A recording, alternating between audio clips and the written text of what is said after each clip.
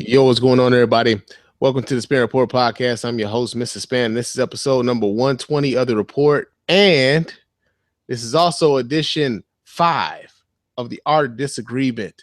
And I got the homie, the mentor, the great Mr. Gates of the Haterazzi Radio show. Man, say what's up to the people, fam. Yo, what's up, everybody?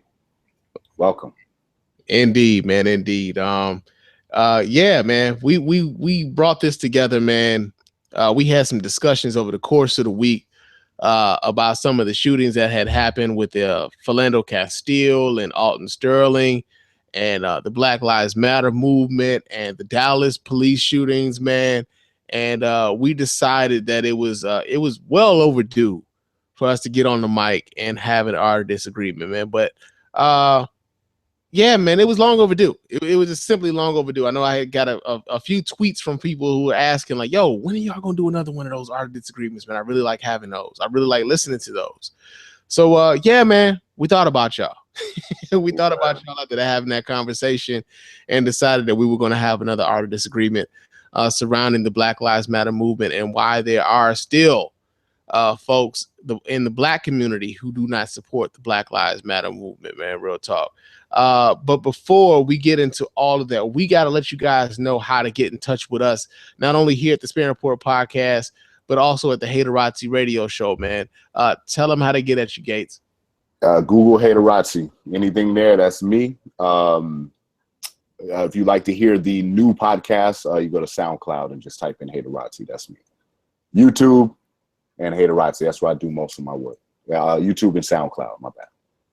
Indeed, man, indeed. Now, see, I got so much. I got like a laundry list of shit, right?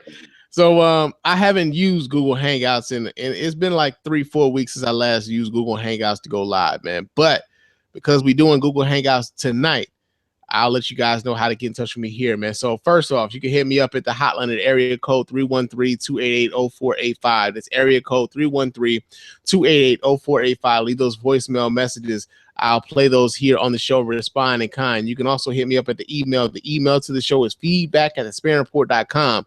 Send me those emails. I'll respond to those emails live here on the show as well. You can also hit me up on Twitter and Instagram. My name on both of those platforms is Mr._Spann. Chop it up with your boy over there. Also, man, give your boy a review on iTunes and Stitcher, man. Preferably 5-star reviews. Those 5-star reviews get read on the show. Yeah, we do that. 5-star reviews only get read. You can review how you like, but only the 5-star ones get read here on the show. And for your Spann Report needs, man, go to www.thespannreport.com. Everything's available there. All of the podcasts are available there. All of the videos available there. Everything. Vote in the polls. Donate to the show. Everything available at thespannreport.com. And like the Spann Report on Facebook. I'm sorry, like the Mr. Spann fan page on Facebook. You can watch the show live there as I'm trying to get that shit cracking. It was fucked up today, boy, I'll tell you. It was fucked up today, but that's why we're doing this shit on Google Hangouts right now, man. But yeah, brother, how you doing, man? What's been going on with you? Good, man. I've just been, getting back to Haterazzi, more videos. I'm working on a dope one that I started today. Mm-hmm. And, podcasts, talking to the young people, talking to the world, pissing people off. That's what I do. But, before we begin here, I want to give a few shout outs to a few people specifically on Facebook. Indeed. First being my man, Michael Jerry of Massachusetts. This is a brother who never agrees with me. Well, rarely agrees with me. And we argue a lot. But he backs his shit up because anytime I see him go live, anytime I see him, he's doing something in the community to back up his beliefs. Sandra Phillips. And just Sandra Phillips, she argues she doesn't agree with anything I say ever, but she mastered the art of disagreement. I mean, it's not just me. Like a lot of my supporters will go at her and she'll stand her ground. And I want to give props to both of them for mastering the art of disagreement, doing it with love and respect and understanding. And they come from an informed place. So that's very important. So I want to give props to those people. Indeed, man. And of course, we got to remind you guys that these shows, man, these art of disagreement shows comes from a place of understanding, man. I know a lot of times, man, we get into circles where everybody is telling us how right we are. And I know, so sometimes as podcasters, man, we kind of highlight those voices that highlight us, that kind of lift us up. But sometimes, man, it's possible to have conversations. It's possible to have disagreements with somebody and walk away. Just know I disagree with you on this particular issue. I don't dislike you as a person. And so, by doing these shows, man, we kind of hope to forward that message, man, that it is possible to disagree with somebody and still walk away from that conversation, and still walk away with that disagreement, and still have a level of respect for one another at the end of the day, man. So it's very important that we forward that message, because I know a lot of times that gets lost in the sauce, man. Real talk. Real talk. Absolutely. But today we're going to be talking about, the Black Lives Matter movement again. Unfortunately, what's happened over the last couple of weeks, man, is we've had a couple brothers be gunned down by the police. We've had another brother go ahead and take it into his own hands and start gunning down police officers in retaliation. And one of the things that's been kind of perplexing me is after 2 years of this sustained thing, of this movement kind of being a sustained thing, and we're seeing incident after incident after incident of police interaction with Black folks on video, and it turning out to the detriment of Black people, that there's still some Black folks who have questions, who have reservations about supporting the Black Lives Matter movement. And so with this Art of Disagreement, we're going to be discussing those people, the ones who are still holdouts, so to speak, when it comes to the Black Lives Matter movement, man. Of course, you guys, if you listen to the Spann Report, you already know how I feel about it. If you listen to Haterazzi, or if you listen to our Art of Disagreements prior to, you know how both of us feel about this topic. So we're going to kind of expound a little bit more on this issue when it comes to the Black Lives Matter movement, and why there are still holdouts when it comes to this movement, man. And we started this off, and we had a conversation earlier this week, and we were kind of talking about it. And I think we came to a bit more of an understanding with each other than we did a disagreement. How do you feel about that? Yeah. I mean, we did. So basically we've done this episode already, right, via phone. Yeah. We were on the phone for about an hour. I was like, you know what, man, that was an episode. We should have recorded that. Yeah. So we decided to get on here and kind of go back over it so you guys can hear it. Again, our aim is to assist, especially our young listeners and viewers, on how it is possible to disagree on something very polarizing, very controversial, yet hear each other out. Don't disrespect one another. Try to understand the other person's side, and if need be, agree to disagree and walk away, and still, keep your composure. So that's what we're gonna do today. Yeah. Now, one of the questions that I have for you, brother, is like when you saw the videos of Alton Sterling and Philando Castile being gunned down by the police, what was the first thing that kind of popped into your head, man? Well, the first thing, naturally, I mean, I don't like to see death videos. I warn people on Facebook, if you post death videos, I'm going to block you or delete. I don't like seeing that, but I saw it naturally, but my first response is going to be an emotional one. Yeah. But as with anything, I try to master, stopping and reserving judgment until I know what happens. Now, I know that's not a popular thing to do now. I mean, with the Black Lives Matter movement, of course, it's like, well, look, he's dead. I was like, yeah, but how did he get that way? Well, the cop did it. The cop standing him over with the gun. See, the issue I have with what's going on right now is there is racism. There's racism in the world. There's murderers in the world. But there's also the other side of things, The thing is, I don't know what happened before that camera came on. No one does, right? Too many times even when I was younger, I would take that narrative, you know, oh, he was black, so it don't matter. He was black and it was racism because this country has a history of racism. The law enforcement has a history of corruption. It has to be, you know, that's what it is, bottom line. And that's easy for us to say when we were not in that situation. We were not there. We do not know what happened before that camera came on. And I know that that's like taboo to say, but it's true. We do not know. And each one of these cases is its own thing. It has its own story. And we have to treat each thing on a case-by-case basis. To treat every shooting as if it is a racist attack, similar to a lynching in the early 1900s, is like saying every divorce on the planet happens because of infidelity. That's just not true. Each divorce happens for different reasons. You know, it's a case-by-case, and it's the same thing with this. And I think in order to be logical, we should, you know, instead of responding emotionally, we should wait and say, okay, now what happened? Investigate what happened, right? And that's just not, we're not doing that too much anymore. And I understand why we don't, but we really need to. Yeah, and you know, one of the things that I think is interesting about that is because you know, when you look at the Alton Sterling case and what happened in Louisiana is, you know, one of the things that kind of spurred the speediness of his death, so to speak, is the fact that he had a gun on him, right? Mm-hmm. But, you know, when you talk about, well, we didn't necessarily see what happened prior to the video starting. Well, that altercation started and there were already folks recording with Alton Sterling, right? And we kind of watched that thing happen. There was actually 2 videos that came out with Alton Sterling. And we watched that thing play out.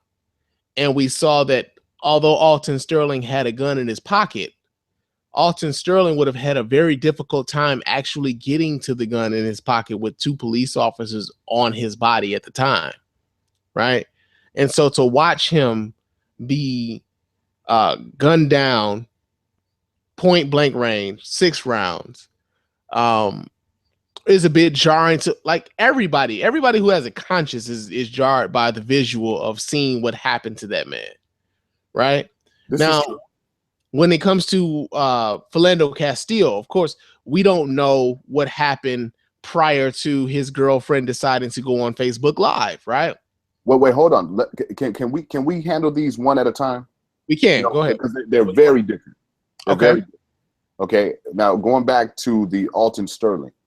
Okay. What the things that are important here is why were the cops there? That's very important. You know, was it because they were driving by and said, "Hey, there goes a nigger. Let's go fuck with him"? That's a whole different story than a 911 call comes through. Someone fitting such and such description has pulled a gun out on someone. The cops are going to approach that differently, right? So, according to the media, what I'm hearing is that there was a call made saying that a gentleman who fit that description pulled a gun on a homeless person because of some altercation. So Baton Rouge, being Baton Rouge, I mean, we're not talking about Smurfville here. We're talking about a place that has a high level of crime, a high level of violence, right? Like most big cities. These officers approached him, and I'm not making excuses for anybody. I know there's people out there who they only want to roll with their narrative, and that's the part of the problem. They don't want to hear an alternate of what could have happened. They just want to go with the, oh, he was lynched, right? But Alton Sterling, who has had, like I said, I'm just going from the same media that we're all going from. And I did see his arrest record for the rape and, stuff like that. He's had a long rap sheet, right?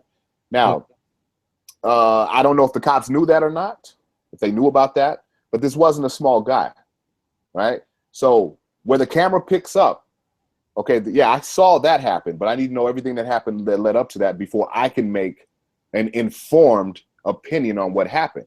It's easy for any of us to say they should never shoot anybody. Everyone should get their day in court, right? But each party in any situation has a responsibility. We all have a responsibility, right? If I'm standing on your lawn and you come out and say, yo, what are you doing standing on my lawn? I have a responsibility to explain myself. Otherwise, it can become a confrontation. We're forgetting that resistance meets resistance. That's just what happens, right? The officers are there, right? We all know there's not an adult black male especially who don't know what can go down, right? So now you know that you're dirty, right? First of all, you're selling CDs. That's illegal. That's a reason for cops to fuck with you, even if they didn't have a reason before. Again, I'm not justifying his death. I'm just trying to bring logic into play here, right? He's illegally selling CDs outside of a store. The cops approach him. They tell him whatever. They give him some commands. He refuses. Naturally, they're going to tell you to put your hands behind your back. We know that. We've all been through that or what have you. He resists. Again, he wasn't a small guy. He wasn't me. He was a big guy, right? Mm-hmm. Then he had a weapon on him. Okay, and this weapon wasn't legal, right? This weapon, he didn't have this weapon for, it wasn't a fly swatter. It was a gun. He had a gun on it, right? Mm-hmm. So the fact that he's got free arms or whatever, and he's resisting with those arms, one of those cops might have been feeling overpowered. He had a gun on it. That's the bottom line. You know that you're dirty. You know that you have a gun. You know what can happen. Just comply. If you have nothing to worry about, just comply, right? But he didn't comply. And therefore, resistance met resistance. And what happened? All of those guys had a responsibility now. The cops had a responsibility, and so did he. So when it comes to Alton Sterling, I'm not sold on the whole Night Riders lynching another black man deal. Well, one of the things about what happened in that video, or what happened as far as what we've seen and what we know, is that the police weren't called there because he was selling the CDs. We do know that there was a 911 call, that there was a homeless dude that said, Alton Sterling pulled a gun on him, right? So when the police show up, there's a way in which, that interaction possibly took place. Like, okay, where's the gun? Could have possibly been one of the questions that they asked. What are you doing out here? Could have also been one of the questions that they asked. And Alton Sterling could have also been indignant. Like, why are y'all fucking with me tonight? Like, I'm out here. I'm here regularly. The owner of this store has no problem with me being here. Like, why are y'all messing with me tonight? Like, but knowing, okay, I mean, I'm not to mean to cut you off, okay, but knowing that even if you didn't know why they were there, and you knew that you were doing something illegal, selling bootlegs, CDs or DVDs, wouldn't you automatically assume, oh, they about to fuck with me for this? That's possible. It's very much possible. But by us not knowing why exactly, what the police said to him prior to, we don't know that that's why they were there, right? Mm-hmm. We know that there was a 911 call that was made, that some dude who fit Alton Sterling's who fit the description. That's why they were there, right? Now, we don't know whether or not they verbalized that to him or not. We don't, right? What we do know is that there was an altercation between Alton Sterling and these police officers. And we also know that Alton Sterling was tackled to the ground by two police officers. Now, there's two of these guys against this one dude, right? We also know that prior to these guys showing up on the scene, that it was said that he pulled a gun on somebody. So a gun being present there for him might not necessarily have been a surprise, because they had already been informed of such information, right? Mm-hmm. So for them to wrestle this guy to the ground, one guy have his left arm pinned to the ground with his knee, and the other officer holding his right arm, when they determined that he had a gun on him, and then 6 shots being pumped into him, I think is very, very, very, very, very problematic, right? Because they didn't pull the gun out until after he had been shot 6 times. The gun was still in his pocket. Until the weapon was secure. He had no means of getting to said weapon. He had two dudes on. He had two dudes on him. He had one dude on his left side. He had another dude sitting on his chest. Yeah, but that means nothing. It takes a split second. It takes a split second. And even still, he would have had to gotten to it. And not only that, he would have had to have had the ability to have gotten to that gun, as the police already know he has the gun. Okay, but see, the bottom line is, he shouldn't have had the gun. He legally was not allowed to have a gun. He ruined that by making bad choices in the past, right? And the fact that he pulled that gun on someone moments before brings up the heightened, it kind of heightens the suspicion that he would use it again, right? I can't march for this. Here's the thing, though. We don't actually know. Exactly. So why are we marching? Let me finish, brother. Okay. We don't actually know that he pulled that gun on anybody, right? So psychic intuition? Listen, hold on, listen. Mm-hmm. There could have been an interaction with a homeless fellow, right? There could have been an interaction with a homeless fellow. Like the story that we've been fed is that there was an interaction with a homeless dude who was asking Alton Sterling for some money, and Alton Sterling like, yo, leave me the fuck alone. Stop asking me for money. And then he flashed the gun to him. And then this homeless fellow decided that he was going to call the police on Alton Sterling because Alton Sterling got tired of him begging him for money, and he flashed the gun on him, right? This is the story that we've been given. We don't know for sure if Alton Sterling ever flashed anything to anyone, right? What we do know is what we saw in the video, and that was the tackling of Alton Sterling by two police officers, one of them sitting on his left arm, one of them sitting on his chest, one of them pumping 6 rounds into him. That's what we do know. We also do know that there were 2 videos shot that night. We also do know that Alton Sterling had a gun in his pocket. We also know that that gun was not actually accessible until Alton Sterling had 6 shots already pumped into him. We don't know that. You don't know how strong he was.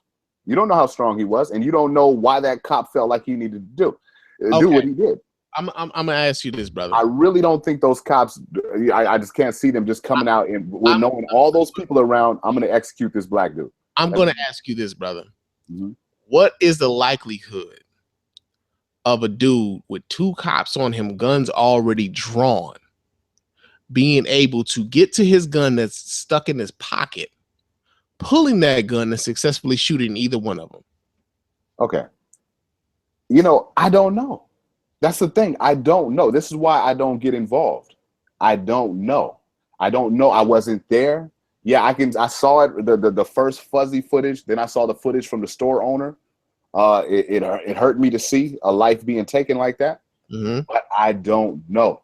I was not in those cops' shoes. I was not in Alton Sterling's shoes. Right? I don't know. None of us know. No matter how much we want to, we don't know. Right? All we have is what the media feeds us, right? And they've been doing a horrible job of feeding us, right? And what the people who were standing around there said. We don't hear from the cops until they go on trial, right?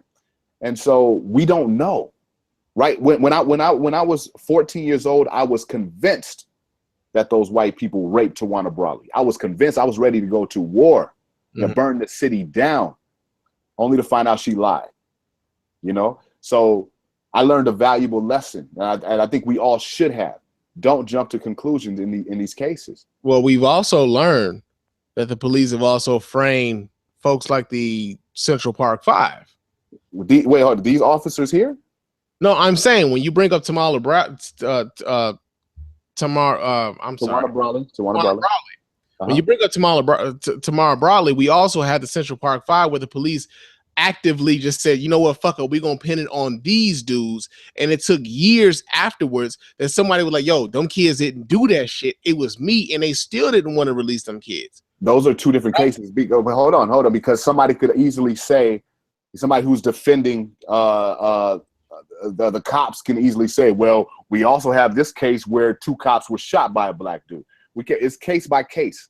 I understand Central Park 5 to justify to one another. I understand that, but the point that I'm making is that when we are looking at one thing, like say for instance, when you bring up Tamara Brawley, we never saw what happened with her.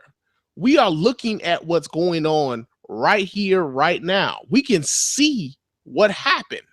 I saw the pictures. No, I'm saying, no, we didn't see the actual assault. Well, you know, it was a different time, right? So I get it. We are watching these things happen. We are seeing countless videos of these interactions with police that result in somebody losing their life. And then some of these instances where we're seeing these police actions where someone loses their life, you kind of question like, yo, is that the action that you really had to take in that moment? All right, let me ask you, what should those cops have done in that particular situation? Well, honestly, if they were really trying to take Alton Sterling into custody, they could have grabbed a taser. They could have tased his ass. Although I do know that they tased him prior to, but they already had this dude on the ground, right? It's 2 of these guys against 1. They already had this guy on the ground. They could have tased him again, right? They could have handcuffed this dude. They could have brought him into custody, not say, oh, he's got a gun, and then pump 6 rounds into him. Because you don't know how strong this guy was. I do not, but I also don't know how strong these officers were either, both of them. So why jump on one side or the other? Why jump to a conclusion that you don't know about? Here's the reason why. I do. And a lot of the reason why I do is because of personal experience. And not only personal experience, because of historical fact of the police overreaching when it comes to their interactions with black people in any interaction with police, right? Because of the history of police interaction or police overreach or police overreaction when it comes to dealing with black men. And because of my own interactions with the cops, while I don't necessarily give them that benefit of the doubt. Right? So when I'm looking at that video, I'm looking at it like, yo, they could have taken this dude into custody if they really wanted him that bad. They didn't have to necessarily shoot him. When I heard the call to say that, yo, he's got a gun, it's, to me, listening to that, it's similar to also watching videos where they say, stop resisting, and nobody's fucking resisting. They're about to do some shit to you. Did he have a gun, though? He did have a gun. So they weren't lying about that. They were not lying about that. Guns, and we agree that guns are not to wash cars. I am not saying that they are lying about that. The point that I'm making is when they feel as if, when police feel as if they want to do something and they want to justify what it is that they're doing, they will make verbal comments to justify what they're doing. Okay. Right? That's all I'm saying. Okay. Now verbal comments to justify what it is exactly that they're doing. All right. Now you're a gun owner. That's what they're doing. Yeah. Now you're a gun owner, correct? I am. Okay. And I know, I don't know if you don't have to disclose it here, but I know you've disclosed it in the past. What weaponry do you own? If you don't mind. I do own a couple AR-15s. I own a couple 40 caliber pistols. I own an AR-15 pistol. I own a 380 pistol.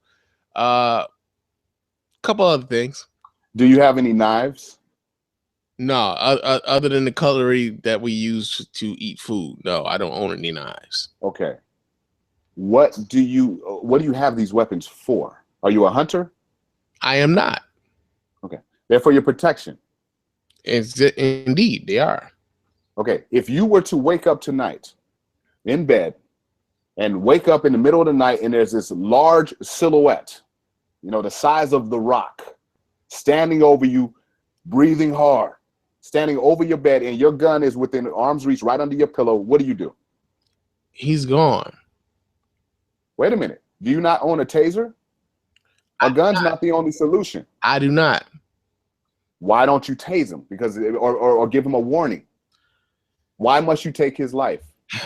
Well, there's two reasons why. One, I am not the fucking police. Two, he doesn't have any business being in my home and I haven't invited him in here. Three, it is my responsibility to protect my home and my family, right? I'm going to eliminate the threat against my home and my family. Imagine if your job was to save the world. What's that? To save the city. Imagine if your job was the whole city. No, that's not my job.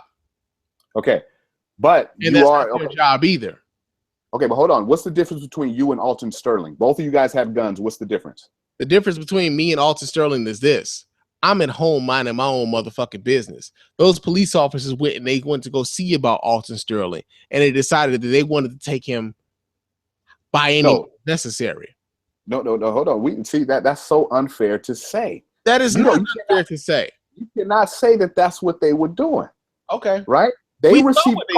Wait, hold on. Are you telling me? Okay, so did they look him up and say, "Hey, let's go fuck with him," or were they called by another party who said this gentleman has a gun?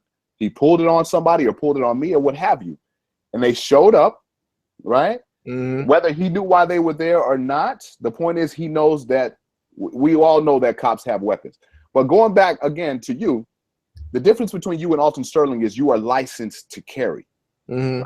Which means you have a bit more of a responsibility with your gun. Which right? I also take a lot more thought and before I even decide that me shooting anybody is something that I need to do. Okay. Right? Okay. Well, hold on. No. Okay. So if you woke up in the middle of the night and there was a large person, just a silhouette standing over you, breathing hard, you're going to shoot.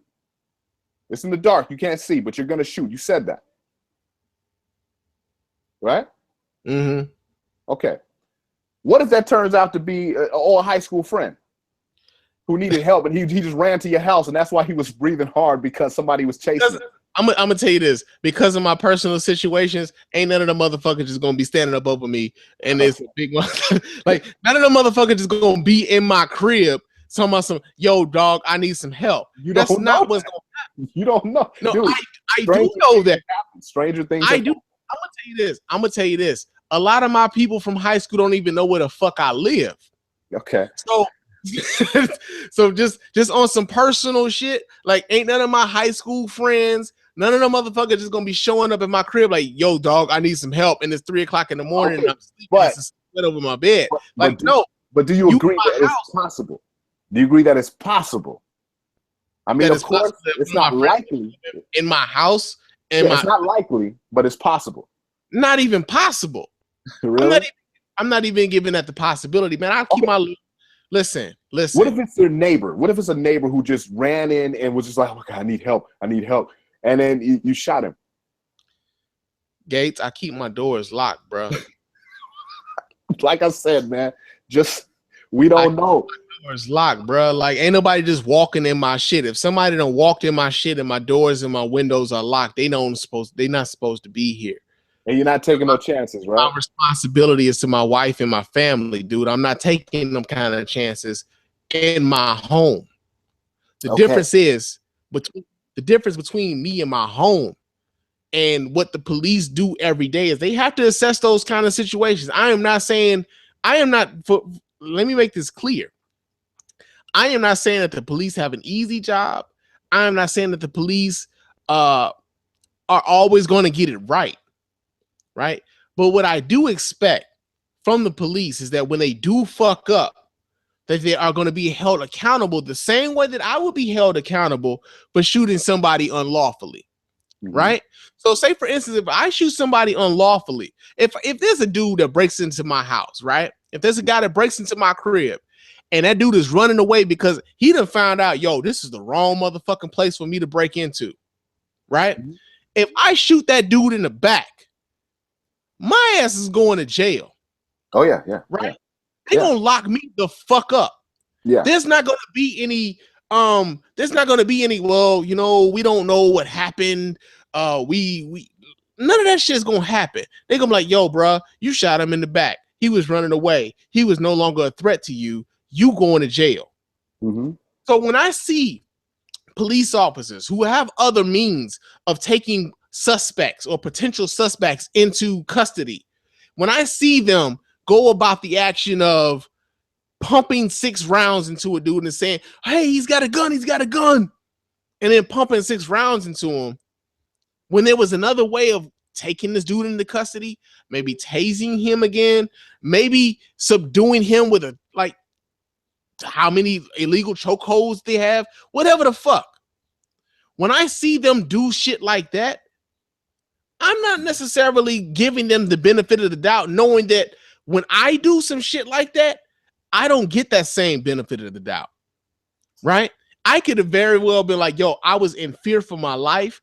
I was in fear for the life of my family, and I was protecting my home. That will still end up in my ass being in fucking jail. Hmm? So when I see them doing shit like that, yo, you need to be held accountable the same fucking way that I'm going to be held accountable. Now, here goes a situation that happened not far from where I am right now. All right. The houses, there's a block of houses down the street from me. They all kind of look the same. These new houses, they all kind of built by the same. They look the same. Yeah. So one night, a woman heard a commotion downstairs in her home. She grabs her gun. She comes down, and there's a man in her house. Mm-hmm. Right? She's horrified, and she shoots him, kills him. Mm-hmm. Cops come out, blah, blah, blah. Turns out the guy lived 2 houses down. He was drunk and went into the wrong house. Mm-hmm. Right? He was not there to rape. He was not there to rob or kill. Mm-hmm. He really thought he was in his own house. He was just drunk. Mm-hmm. Right? Now, this woman, she didn't get prosecuted, but she has to live with that. She has to live with that. Now, had she tased him, had she maced him or put him in a chokehold, maybe she could have figured this out. Mm-hmm. But she didn't. She wasn't taking the chances, especially when with all the home invasions and all the break-ins. Whenever there's a history of something, right? You're going to be leery of that, right? Baton Rouge is not Smurfville, right? Cats who carry guns. Somebody's getting away with all those murders that happened there, and it's cats that carry illegal weapons. And most illegal weapons hit the streets by way of people breaking into homes like yours, people with legal weapons, and they take them and then they make them dirty, shave the serial number off, and go do whatever they want to do with it. And I brought that up not to unfairly put you on the spot. Oh, I know, but just to illustrate how sometimes when you're in a situation, it's like, dude, not today. I'm not dying today, and I'm not taking a chance to find out if that's this person's intentions are, right?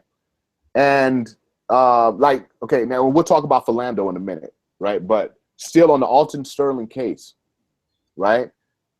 And this is why it's very important. I know a lot of Black people would like to say, I don't have to comply. I don't have to comply. Yes, you do, right? Mm-hmm. What keeps a society together is law enforcement, laws, and people who enforce those laws. And I'm not saying that does not need to be reform, right? I'm a big advocate of reform.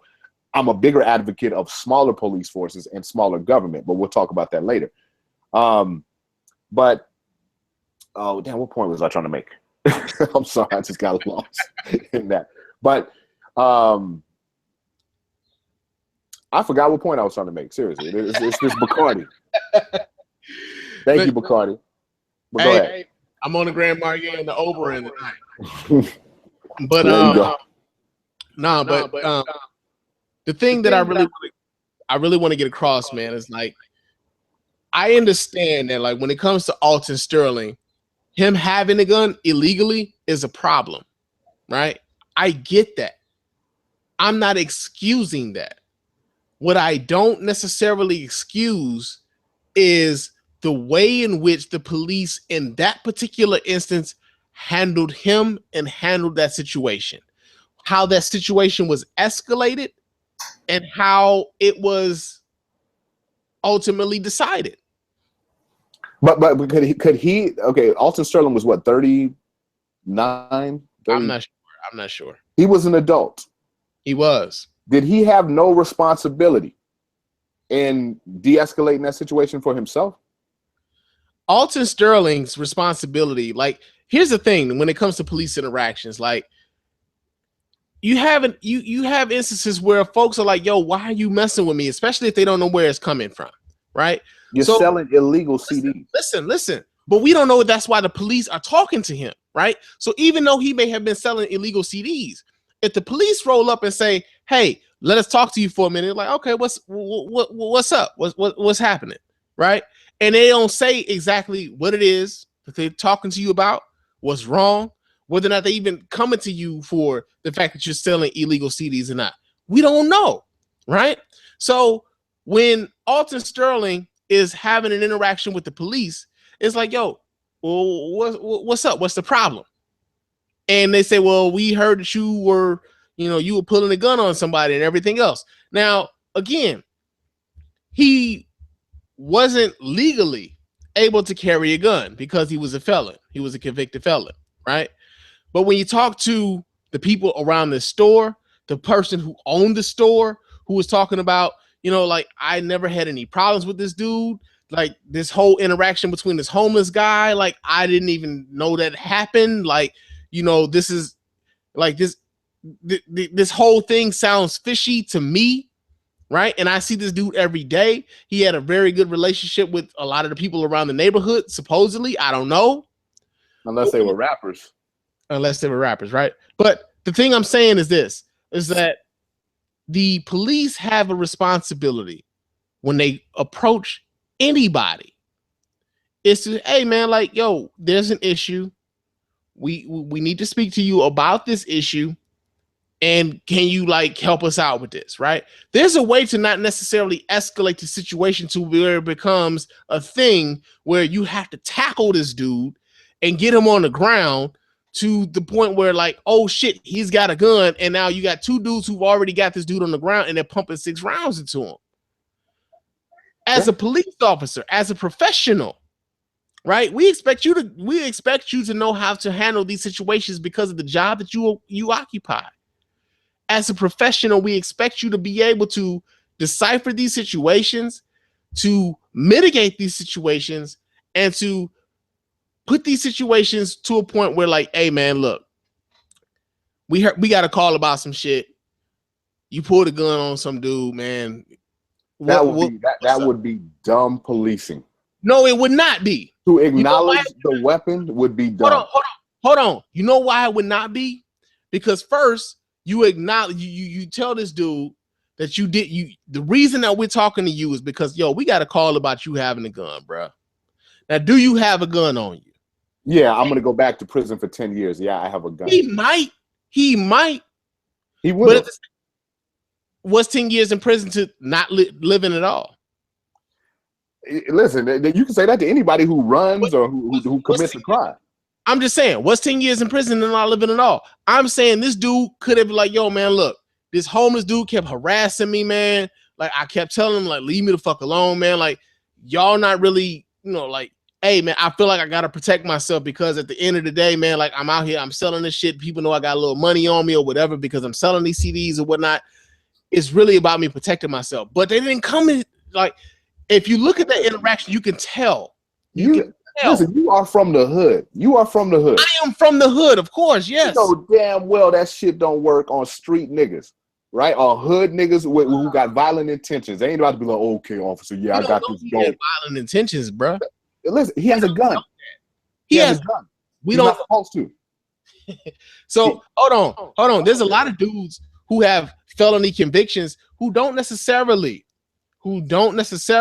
present a violent threat to anybody. This is true, but they don't have guns. So hold on, they don't have guns because legally they're not supposed to, right? They're smart, yes. Legally they're not supposed to, but that doesn't mean that their need for protection or their need to not want to protect what's theirs and what they are. But we're not talking about them. We're talking about him. Hey, check this out. I gotta take a break. Okay. You want me to take a break, and I'll be right back. So okay, you want me to talk to the audience? Yeah, do that. Okay. All right. You know what? I don't know how this thing works. I don't know how to see who's in here or how many, if anybody's in here. I don't know if anybody's even watching this. I can't see the chat, but again, I do want to thank you guys for coming out to this debate. Me and Antoine do this shit on the phone at least once every 2 weeks. We pick. Lately, it's been about the Black Lives Matter thing, and this is gonna go deeper than what you guys are seeing so far. But we debate, but we listen, and it's very important that you learn to listen. I talk to a lot of people from all different walks of life, and sometimes they're dead wrong. Like I talk to a lot of white people, and they're wrong. They're just wrong about with their assessments about race or what have you. But I listen to them, and once I listen to them, then I can dismantle what they said in a respectable way. And you'd be surprised how many of them say, "Oh, you know what? I never knew that." You know, so very important to listen. Me and Antoine know each other, so we're gonna cut each other off from time to time. But when you're dealing with somebody you don't know that well, listen to them, right? And then you'll be surprised how much if they're a reasonable person, they'll listen to you as well. So, welcome back, brother. Yeah, man, I'm drinking these goddamn Oberins and they're running through it, brother. Okay. But I know how it is. All right, so let's switch it up. Let's talk about. Do you want to go on with the Castile? Yeah, we can go on to Castile because there was some points that I wanted to make there too. Okay. But I don't have too. I'm gonna let you know right now. I don't we won't even argue on that one because, that one hurt me because it's by all accounts of what I'm seeing, he was a good brother. But again, I don't know what happened before that camera came on. You know what I mean? So, I'm trying to, reserve judgment. But see, the thing about Philando Castile, it really hits home with me because I do carry every day, right? Mm-hmm. And one of the things I always tell folks about, when you carry concealed or whatever, I've had my own interactions with the police, not only just like the incident that happened with me in Chicago about 4 or 5 years ago, mm-hmm. but also here in Detroit, man, in Ypsilanti, Michigan. And I've been pulled over quite a bit because of the fact that I have a license to carry a concealed weapon. And so, watching what happened with Philando Castile, it really hit me because it's even in trying to do the right thing, you can end up dead when it comes to the police. Right. Yeah. And so, I know last week I talked about it here on the Spann Report where I talked about being pulled over by the police in Ypsilanti, Michigan, and having a gun holster. I had a seat holster in my car. I have a holster in my Ford Taurus where it sits in between my legs as I drive, right? Mm-hmm. And I got pulled over because I ran a red light, trying to keep up with my girlfriend at the time, my wife now, trying to keep up with her as I'm following her somewhere, and they pulled me over, and something told me, man, to take that gun out of that holster and put it underneath the seat. And they could see me tucking my gun from wherever they were, from whether it was the car, or whether it was as they were walking up to the car. The police could see me tucking my gun under the seat. And I can remember them telling me, or asking me, yo, what were you doing? What were you tucking under the seat? And I told them that I was tucking my firearm under the seat because I didn't want it sitting here, because I didn't want you guys to perceive it as a threat, as a concealed carry holder, right? Now, one of the things that is very important for people to understand when it comes to having a license to carry a concealed weapon is if you are licensed to carry a concealed weapon, and your car is registered in your name, when the police pull you over, they already fucking know, right? They know that you are licensed to carry a concealed weapon. That shit pops up on their computer before they even step out of the car. Mm-hmm. It was also very important to know that even when I got pulled over in Chicago for my gun that I didn't have on me at the time, the reason that those Chicago police decided to pull me over wasn't because I didn't change lanes. I didn't signal while changing lanes. It was because it came up in their computer that, yo, this guy is from out of state and he has a license to carry a concealed weapon. There is no reason for 6 police officers to come out, pull me over with guns drawn about me. Okay, wait, hold on. Let's talk about that. And the Chicago stop. Okay, you just told us about the Michigan stop. The Chicago stop. Yeah. How did you? Okay, what was you when you stopped, pulled over and stopped, and they approached you with guns drawn? What did you do? What was your first move? What was I supposed to do? Like, first thing, like they pulled me over, and like I just, the lights popped up. I pulled over. I kept my hands on the wheel, right? Mm-hmm. And when I kept my hands on the wheel, they got out, guns drawn already. There was one cop car behind me. There was another cop car that parked like right in front of me to kind of box me in. They already had their guns drawn, right? Okay. They pulled me out of my car. And then they told me that the reason that they were pulling me over was because I had changed lanes without signaling, right? Were you cuffed? Not yet. Okay. They cuffed me afterwards. They cuffed me when they said, well, where's the gun? Mm-hmm. Right? So they cuffed me after they asked me, where's the gun? And it's like, yo, okay, I'm licensed to carry. My shit ain't with me because I know what's going on here in Chicago and I'm not allowed to carry here. But you gonna really tell me that the reason that you're pulling me over right now is because I didn't signal while changing lanes? Is this what this requires? Let me ask you this. Were these white cops? Mainly? There was 5 white cops, 1 black cop. How come you didn't get shot? I didn't get shot because I talked to him. I said, yo, man, I'm licensed to carry. Wait a minute. Why didn't you say, yo, man, what the fuck you fucking with me for? What you put your fucking... Why you ain't do that? I know what you're getting at. I'm saying you could have had a march. You could have had all kind of shit. I could have done all of that. But when you're looking down the barrel of a few guns, like, yo, bro, like, listen, which man, means you are intelligent, right? Which means you're smart. What y'all need, man? That's pretty much how I looked at that whole situation. Like, what's going on? Because at the end of the day, when you are licensed to carry, you go through classes, right, on how to interact with the police, with the police in an event that you get pulled over. Right? So, you go through classes. So they tell you what to say to the police when you get pulled over. And it worked for you, right? It worked for me. Why didn't Alton Sterling do that? We don't know that Alton Sterling didn't do that. Wait a minute. You said we knew everything that happened? We don't know that Alton Sterling didn't do that. What about his gun? Listen, we're talking about my situation. Wait, you're trying to put this into another situation. No, hold on, right? So a different situation, because each situation is different, right? They're not all the same, correct? Situation is different. And that's the point I'm trying to make when it comes to these police shootings. That's the point. Listen, first of all, everybody needs to understand, I've never been the type to join any group or affiliate myself with a group because I've never met a group that I agreed with 100%, right? I am black, therefore I am Black Lives Matter by default. I do not need a tagline or a hashtag or I don't need to go hold a sign to let people know this, right? It just goes without saying.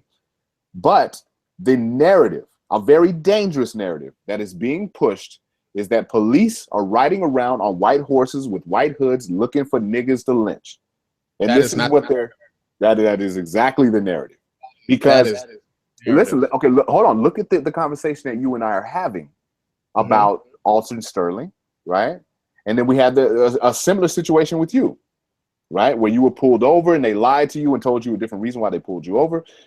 But the difference lies, I mean, it's all the same situation, black guy, white cops, but was your interaction with the police, right? The same black people that are right now talking about, you don't have to comply and all this shit. Ask them what they would do if their 7-year-old child told them to fuck off when they told them to clean their room. I beat his little ass. They will inflict violence on a 7-year-old child. 98% of the people that's out here marching, talking about they have no right to do this, would inflict violence on a 7-year-old child who they outweigh by 200 pounds sometimes. A child. Yet an adult should be allowed to just do whatever the fuck they want. Carry guns whenever they want. Sell Jay-Z and hold on. Here goes a kicker. What if he was selling bootlegs of Hidden Colors? Right? Right? Just whatever he wants. Fuck those people and their money. I'm going to support 5 kids by selling burned DVDs. Right? So what I'm trying to say is the point you just made. Each situation is different, and we need to treat them differently. We cannot just treat these all like. I know a lot of us have a desire to be to win the struggle Olympics and to convince everyone that we got it worse than the gays, we got it worse than the Muslims. We want to have it worse than everyone. And anytime something else happens, we have to usurp them by like, no, we got it worse. And then we constantly want to show black and white pictures of lynchings, and we want to moonwalk. We want to move forward by facing backwards. You can't get nowhere by that.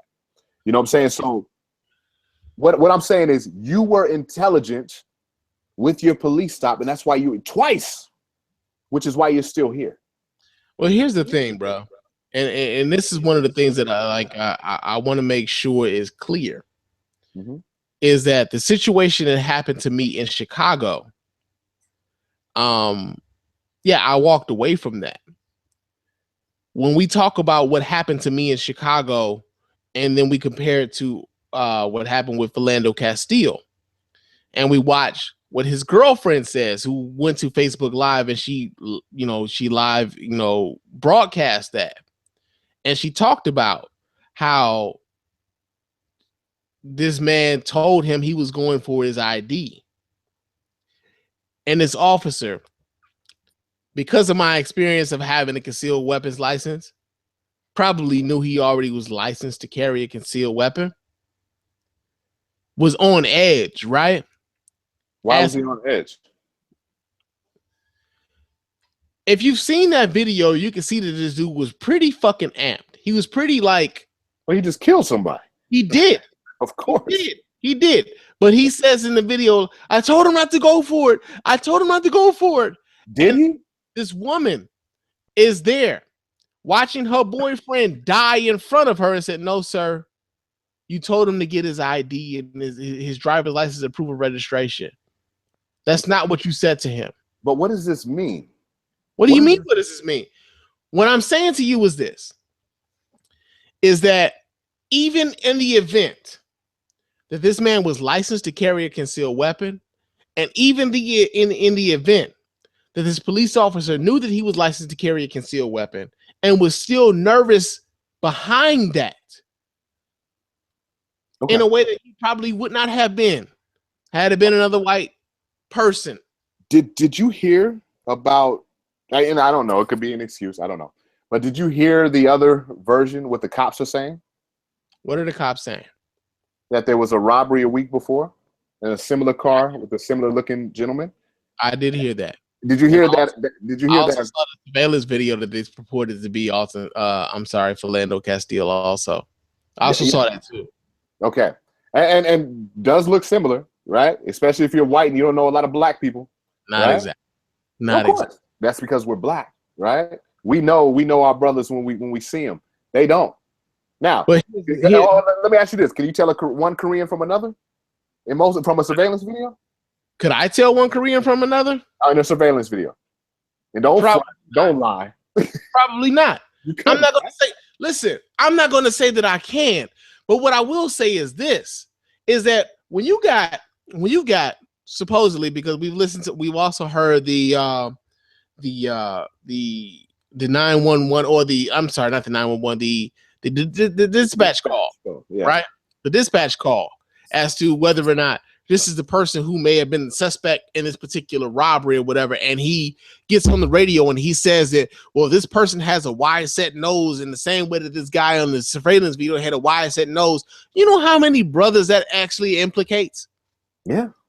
Because they have a wide set nose. So when you decide that you're going to pull this brother over and then you look and you see like, yo, this dude has a license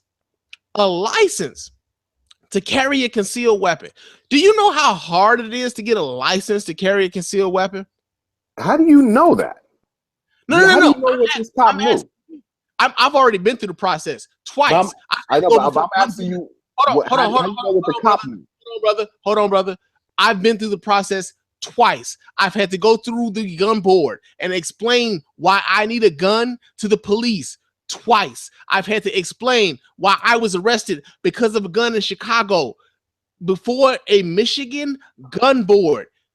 What does this have to do with custody? I'm telling you that when you have an instance of somebody who is licensed to carry a gun, the likelihood of them being the person that you're looking for, while also being in the situation where they're going to pull a gun on not only on you, while also having a woman and a child in the car with them. The likelihood of that happening is very fucking low. Yeah, but like I said, very low. I don't know what happened. Neither do you. You don't know what happened. Why are we going on this parade of pretending like he's black, so therefore it don't matter? Did you go this hard for the white? Wait, hold on, bro. I didn't say anything about him being black. Really? That has nothing to do with it. Hold on. I didn't say anything. I did not say anything about him being black. I talked about him being a licensed owner and a licensed carrier of a firearm, and how when you are licensed to carry a firearm, what you are taught and how hard it is to get that license. So the likelihood of him being the dude that you're looking for in this robbery of a gas station is very small when you run that fucking plate and you find out that this dude is licensed to carry a firearm. And not only when you're licensed to carry a firearm, you know this when you pull him over. Yeah, this dude possibly has a firearm on him, and he's going to tell you that he has a firearm on him, and he's going to also reach. Did he tell him that he had a firearm on him? We don't know because we didn't see. Exactly. So we don't know. We don't know. The sheriff. How did the sheriff of that county? We just know because, like I said, I've been pulled over quite a bit, bro. But you haven't been shot. But you're black. I haven't been shot. Luckily. You're black, though. But according to the narrative, you should be dead. No, that's not what the Black Lives Matter narrative is. Really? What is it called? Rainbow Lives Matter? It's called Black Lives Matter. Am I wrong? Are we really gonna? Hold on. A white kid was just shot 2 days ago. I have heard nothing. I've seen nothing on your timeline. I've seen nothing on any of these other Black Lives Matter. Know what else? You haven't seen anything on the All Lives Matter timeline either. Because they're just as ridiculous. No. When you somebody like me, hold on. No, they're not just as ridiculous. Yes, they don't stand for shit but to shut black folks down. Hold on, wait a minute. Set black folks down. So it is about black folks. They don't give a fuck about whoever. Anytime, this is the thing. If there's if there's All Lives Matter, the only time we ever hear All Lives Matter say shit. Because they're retarded. They're retarded. You understand? Somebody like me. Hold on. Somebody like me. Hold on. The only time you ever hear the only time you ever hear about these white folks who are also gunned down by police, guess who brings attention to that? Who? Black Lives Matter. No. And you know what else? You know what else is ridiculous? You know what else is ridiculous? Is the fact that Black Lives Matter is the onus is on Black Lives Matter to bring up all this other shit that's happening in other communities, right? Who? Not the Latinos in San Bernardino. They got their own movement that's similar to Black Lives Matter. They get no shine because nobody gives a fuck. But no one gives a fuck. That's not because nobody gives a fuck. Look, do you understand that gay people couldn't even get murdered in fucking Orlando without Black Lives Matter? Well, actually, I wish this many people showed up to our meeting. Fuck out of here. That's not what happens. That's exactly what I'll show you the video. That's exactly what they did. Show me the video. Show it. Let me find. I'm gonna find it on my phone right now. Hold on. I will. Here's the thing. What? Black Lives Matter, right? Here's the thing that's real fucked up about it. if you want to talk about like heterosexual or like homosexual or whatever, I'm just telling you what they did. I'm going to tell you what's real. Okay. Right. When it comes to Black Lives Matter, we've seen some black folks say like, you know what? I can't get behind this Black Lives Matter shit because it's gay people in front of that. It's gay people that started that. Like DeRay McKesson got arrested down there in Baton Rouge, Louisiana for protesting what's going on for Alton Sterling. And you know what? I can't get behind this Black Lives Matter shit because, you know, the DeRay dude is kind of gay. You know what I'm saying? I can't get behind that. That's like getting behind my sister. What does that mean? What do you mean? What does that mean? What I'm saying is this. When you have there's a segment of the population, right? Mm-hmm. There is a segment of the population who won't get behind Black Lives Matter because there are gay people who are associated with Black Lives Matter. So when I talk about when you talk about what was happening in Orlando, guess what? It was gay people that were assaulted and killed during the massacre in Orlando. Yeah. So why would they show up to a vigil saying, "I wish you guys would show up to our shit because you're white"? That's what this girl said. She represented your organization. This girl, hold on. This girl who represents your organization. She actually has. You just says this girl. She said Black Lives Matter. Y'all didn't stop her? Didn't nobody come out and say like that? She was not with us. There's one person. You got one person. There's a few of them got on stage. And she was the worst speaker ever. Hold on. You got one person. That's your example. What do you want? It's an organization. She represents an organization. One person shot Dallas police in your name. Hold on. What? Does she represent the organization, or is she just saying it? I don't know. The organization hasn't come out and said she wasn't. And we've seen them do similar worse shit than her, stupider shit than her. So why wouldn't it? Okay, man. They let anybody do whatever the fuck they want. That shit they did in that college against that Milo dude, the gay dude. Like, who gives a shit? How are you going to talk about your American rights when you step on other people's American rights and say what the fuck they want to say? If you don't agree with it, just ignore it. Who gives a fuck what Trump is saying? They want to say, bro. All I'm saying to you is this: when you start bringing up situations like that, I want you to also actually link those people to the Black Lives Matter movement, not just because they said Black Lives Matter. There's a difference between the Black Lives Matter movement and the organization of Black Lives Matter. So when you actually try to point out folks who who done did some shit, and like, well, they Black Lives Matter.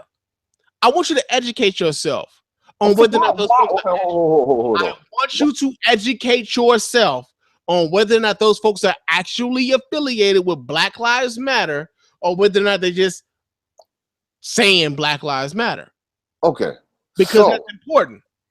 Because it's very important. Because unfortunately, as we've seen over the course of the last few weeks, there's a lot of folks who confuse Black Lives Matter with a whole bunch of shit. Like that whole thing with the dude that shot up all those police officers in Dallas. Guess what? They thought he was affiliated with Black Lives Matter too. The media went out and said, yo, he's affiliated with Black Lives Matter. Black Lives Matter is the reason why these cops are dead today. So when you get on here and you say that, yo, this lady shut down this Milo dude and whatever the fuck, and she said Black Lives Matter, and that means like you endorse her shit too. Like, no, I need you to educate yourself.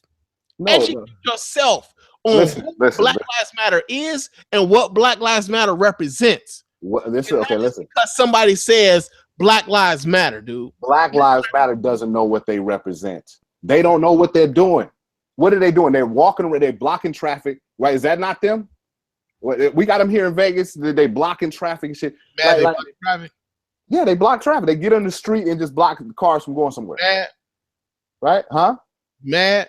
Am I mad? No, I don't live in the hood. I don't give a fuck. No, they block traffic. You say what? Mad they blocking traffic. Am I mad? Yeah. No, I don't. It doesn't affect me. Of course it does. None of that shit affects me. None of it. None of the shit they complaining about affects me. Why are you talking about it? Huh? Then why are you bringing it up? Because you were just talking about it. No. You brought up the blocking traffic shit. I didn't bring that shit up at all. You were talking about educate yourself on these people. That's what I'm asking. Are you upset that Black Lives Matter has brought up demonstrations? I'm not.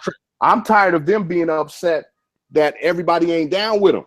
Just because I'm black, I'm supposed to be down with them. That's what I'm tired of. Is motherfuckers coming to my timeline telling me what I need to do and what I need to support. Here's the thing, and we've talked about this over the phone, bro. Mm-hmm. We've talked about this. There's a difference between being, not necessarily being for Black Lives Matter, but being a vocal critic of Black Lives Matter as a black person, right? We talked about this. So, like, I get it that sometimes tactics might not necessarily be some folks' cup of tea. Like, I get all of that. I understand that. But at the end of the day, when like you have black folks who are not only not fans of Black Lives Matter, but also being vocally critical to the point of, well, opponents of black people can point to you and say, well, see, not all these black folks really give a damn about what these Black Lives Matter folks are saying. You know, these Black Lives Matter are really like, you know, hold on. Let me explain. Let me explain me, right? I can't speak for all, but most people like me, right? There are those amongst us who don't give a shit what white people think. There are those amongst us who do not need to rely on them to make our money, do not need to rely on them to make a living. We don't need to beg them to respect us because we understand that respect is something that you take. It's not something that you beg for, right? I'm about smaller government, smaller police, right? All you're doing, or not you, but your people, all they're doing is begging, and they're going to get the big government to just readjust some shit in legislation to make them happy. Is it really just hold on. And nothing is going to change. Nothing is going to change for you. There's still going to be the same police force. You're still going to have the same issues in your communities. You're still going to have the same issues, right? Now, this, first of all, if they would understand something, that police brutality is an American problem, that all of us need to get together. They need as many allies as they can get. Had they called it All Lives Matter from the jump, this shit would have already been solved. But since they want to polarize and say, nope, it's only us, they've alienated people who would have otherwise been down with them and helped them bring this shit down. No, they didn't. What do you mean? No, they didn't. And I've said this to you, and I will say it again. Like, for those who want to get it, they have gotten it already. This has been almost like 2 years now. And nothing's changed, has it? Hold on. This has almost been 2 years now. This has been a sustained thing for 2 years. For all of those folks who say that Black Lives Matter, the title itself is a problem. Don't Black Lives Matter motherfuckers don't represent me. And if they'd called it All Lives Matter, we wouldn't have been dealing with this shit already, right? We'd have had it solved already, right? For all those motherfuckers, right? All of y'all would have got it if you wanted to have gotten it by now, right? If you wanted to have gotten it by now, you would have already had it.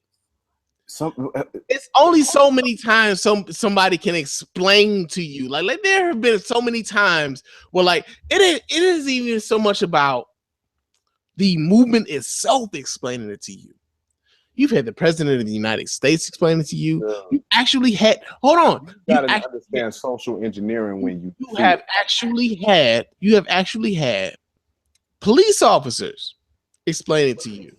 You have actually had your friends explain it to you. Have actually had, hold on. Common sense explained it to me when I was 8 years old. That's why I haven't been shot by a cop. I've been to jail 2 or 3 times. I'm not dead. They were white cops. Bruh, because I'm intelligent. Hold on. Stop that shit. It was a police officer shot in fucking Prince George, Maryland. I wasn't there. I don't know the situation. Police officer, black. Do you know the situation? By other police in Prince George's, Maryland. Dude, it has no fucking idea. It has nothing to do with you being respectable. You just said you would kill somebody in your bedroom and you didn't know who the fuck they was. Dude, but what the fuck does he have to do with my? Come on, bro. Are you mad now? Wait, are you mad right now? I am pissed right now. Why? What the fuck does a dude being in my bedroom have to do with the fact that there's a police officer? You are a licensed gun owner. You should be more responsible than a nigga on the streets. That's why.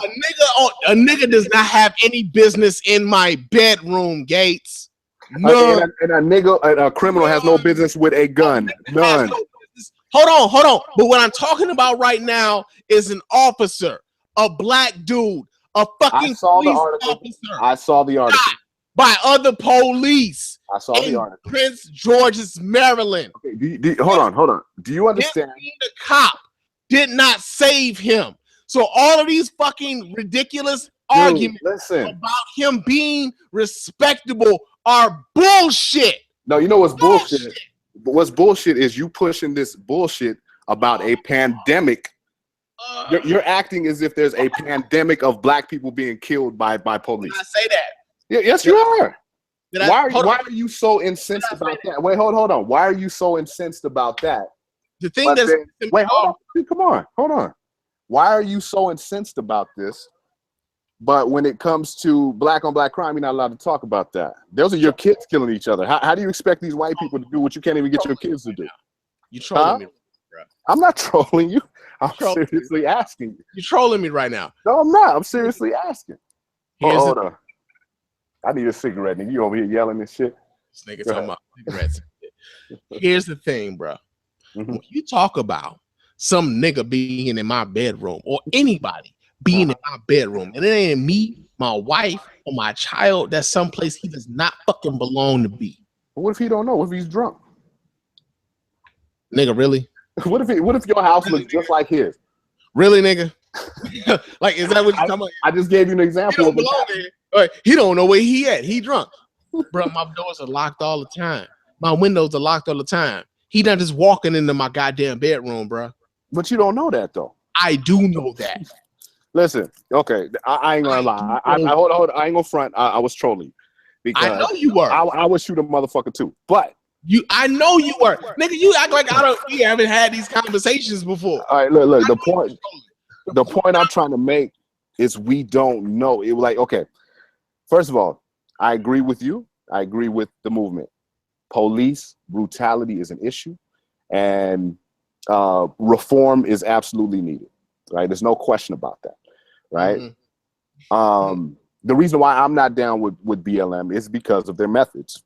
You know, there's no power in marching. There's no power in history has told us that. There's no power in marching. There's no power in yelling, stopping traffic. All that does is create vitriol in an already tense situation in this country. You know, what I would like to see, one thing that's come out of this that I do like is that black banks have been coming up. You know, I like that. People have been putting their money into black banks in Atlanta and Texas. I like that. But other than that, man, like the stuff, what's going to end up happening, what I'm afraid of happening is with these demonstrations that ain't going to solve shit, right? They do not solve anything. I don't know why we keep doing them, right? I fear that these things are going to get intense to the point where there's mass violence and some shit like martial law has to be called, and your guns are going to be in jeopardy. Our guns are going to be in jeopardy because once martial law comes in, the Constitution is suspended, and all those things that we're fighting for mean shit, right? We're creating a bigger military police state every time we call people, let's go out in the street and just walk around and yell. That's silly, right? If anything, how about we start a new political party to create the type of politician that would actually work for us, right? The Green Party was started in 2004? It can happen, but we're too busy waiting for the right or the left to select parties for us to vote for. And they never cater to us, right? I'm about smaller government, smaller police force. All right, and I apologize for trolling you. I was fucking with you. But, you know, this is why I'm not down with that movement, you know, other than the fact, you know, also, like, again, with all of these cases, each one is different. You know what I'm saying? We can't, you know, it's the same thing with us as a people.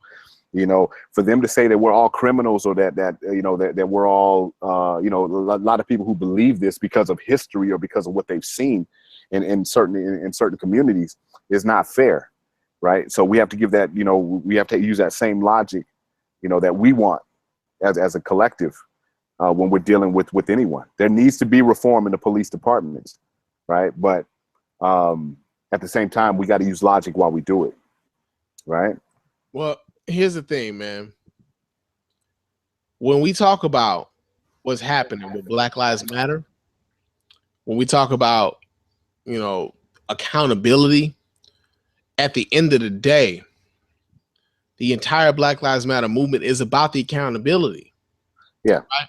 So when we talk about, when we think about what was going on with Alton Sterling, or when we think about what was going on with Philando Castile, or when we think about what was happening with Sandra Bland, or when we think about what happened to Walter Scott, or when we think about what happened to, and even though Trayvon Martin wasn't killed by a police officer, Trayvon Martin. Yeah. The thing that's paramount is that these folks who are charged with the protection of our lives, who are charged to preserve and protect, is that they actually take those oaths literally, and that they mean it when they take it. So when these actions happen, we want you to be held accountable. We don't want to watch a video where you are able to take somebody out and we watched you take somebody out and then you walk away as if nothing fucking happened because you wear a badge. You know something, brother? I don't think anyone would deny that. I don't think anyone would argue that. But do you understand? Just playing devil's advocate here, because again, I'm just observer on the outside looking in. I'm not all lives matter. I'm not Black Lives Matter. I just like to fuck with both of you. But wouldn't it make more sense to unify? I mean, just in the name alone is an issue. It is an issue. We can say it's not, but it is. If I open a store and I call it Cats or Us, and then it comes to dogs, somebody's got to complain about dogs, and I sell dog treats, so there are dog treats in there. How can we not buying them? Well, because it says Cats or Us, I didn't expect there to be dog treats in there. You know what I'm saying? It's like, why make people work? It's poor marketing. Why make people work to find out who the fuck you are? You know what I'm saying? If what you're dealing with is an American problem against poor people, period. Poor people. And like I've said before, man, and I've said this to you, I've said this on the show, I've said it repeatedly. At this particular point, if you don't know what the Black Lives Matter movement represents, you don't want to know. A lot of people don't want to know. No, and that's but they force themselves. Hold on, that in and of itself is part of the problem, because you don't want to know, right? You can very well educate yourself, right? And I've said this to you, I've said this on the show. Like, for those people who like have an issue with Black Lives Matter, who have an issue with the way that it's phrased and everything else, all those same people have iPhones, have Android phones, have Google, have. But what if they don't give a shit? They don't give a shit. We know they don't give a shit. But why do they have to? Hold on. What happens is they don't give a shit, but then they act as if Black Lives Matter is the problem. When Black Lives Matter isn't the problem, it's calling attention to a problem. So when you don't give a shit, and then you try to say somebody else is part of the problem when they're actually trying to bring attention to a problem, that's where we get fucked up, right? So if you don't care, right, I can understand, like, there are going to be people who just flat out like, yo, I don't care that much, man. I mean, really, like, I don't care.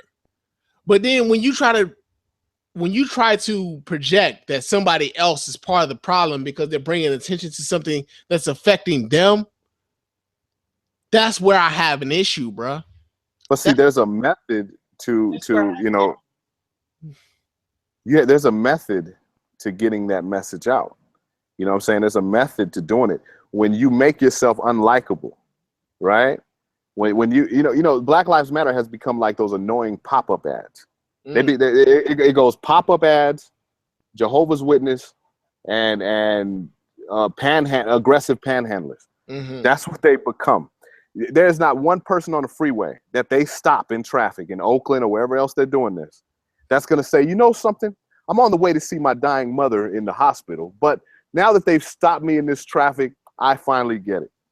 Right? All they're doing is creating vitriol. And each one of those people, black, white, or other, are now going to vote for Trump or whatever the fuck else. It's such poor marketing. Let me I don't know who's behind this. I don't know because it's all over the place. Like you'll say, well, how do you know they were really Black Lives Matter? No one knows because black people are doing shit in their name, and who knows who the fuck is who. Let me ask you something. Yeah. You say you're an ally to Malcolm X, right?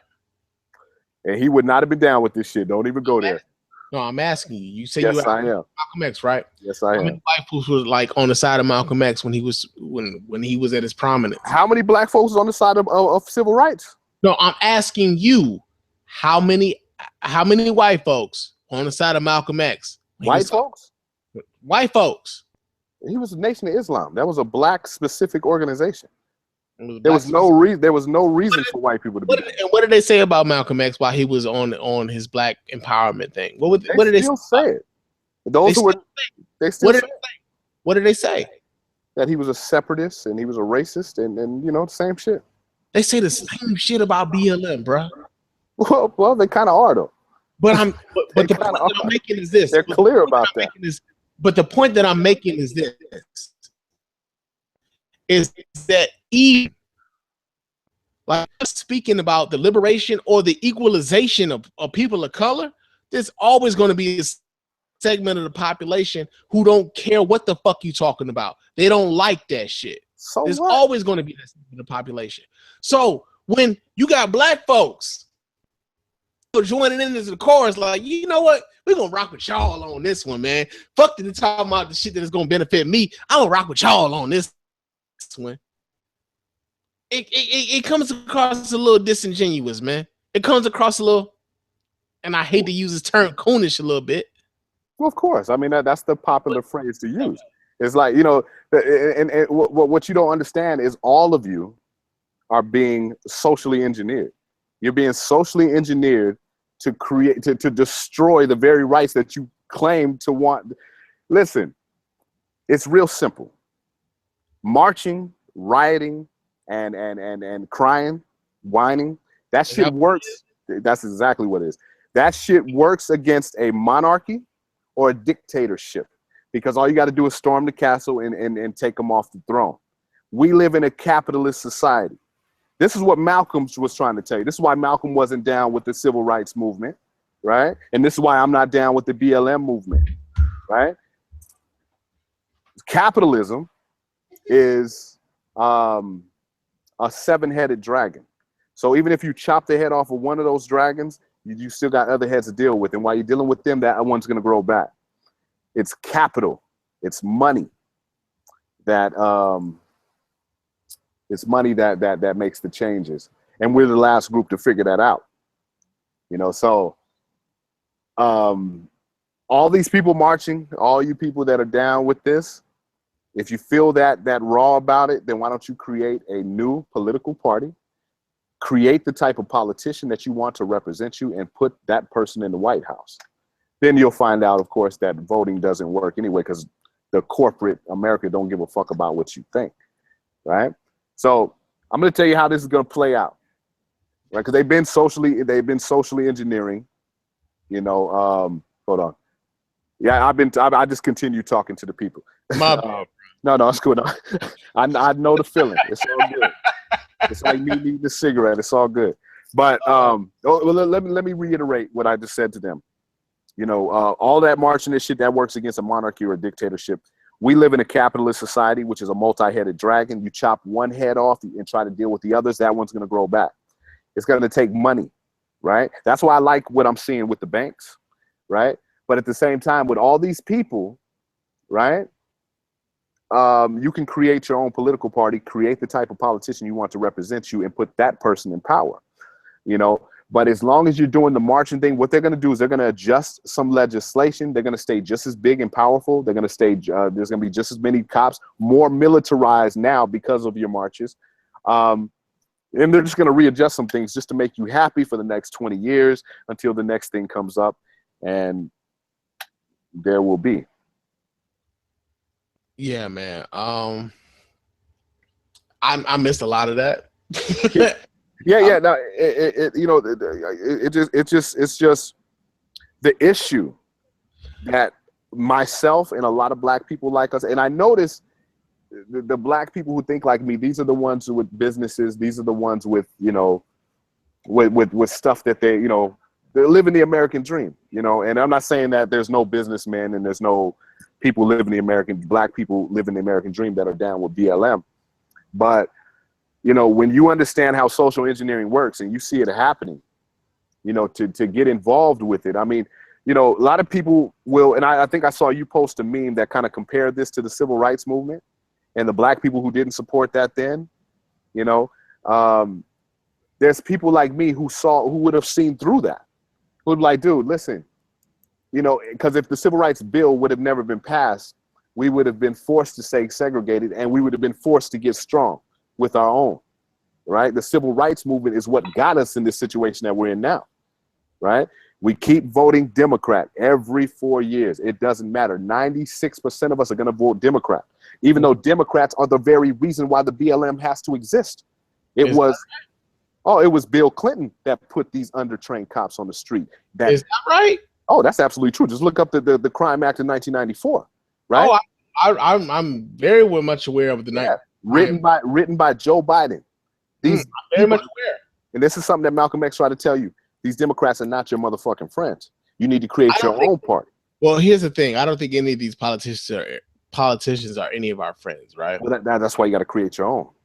I don't think any of them are our friends. But at the same time, when we talk about, you know, what's been going on over the last 40, 50, 60 years, the constant has been that black folks have been getting the shit into the stick. And so when you have a movement that is galvanized around the solidification of black people and how black people are being treated, when you have other black people like, you know what, them niggas over there tripping, dog. I ain't really fucking with that shit over there. You know what I'm saying? Like, them niggas could be doing it this way, but, you know, fuck it. Like, there's a segment of our population who feels like shit would be all right if we just did the shit the way they wanted it to be done. Right?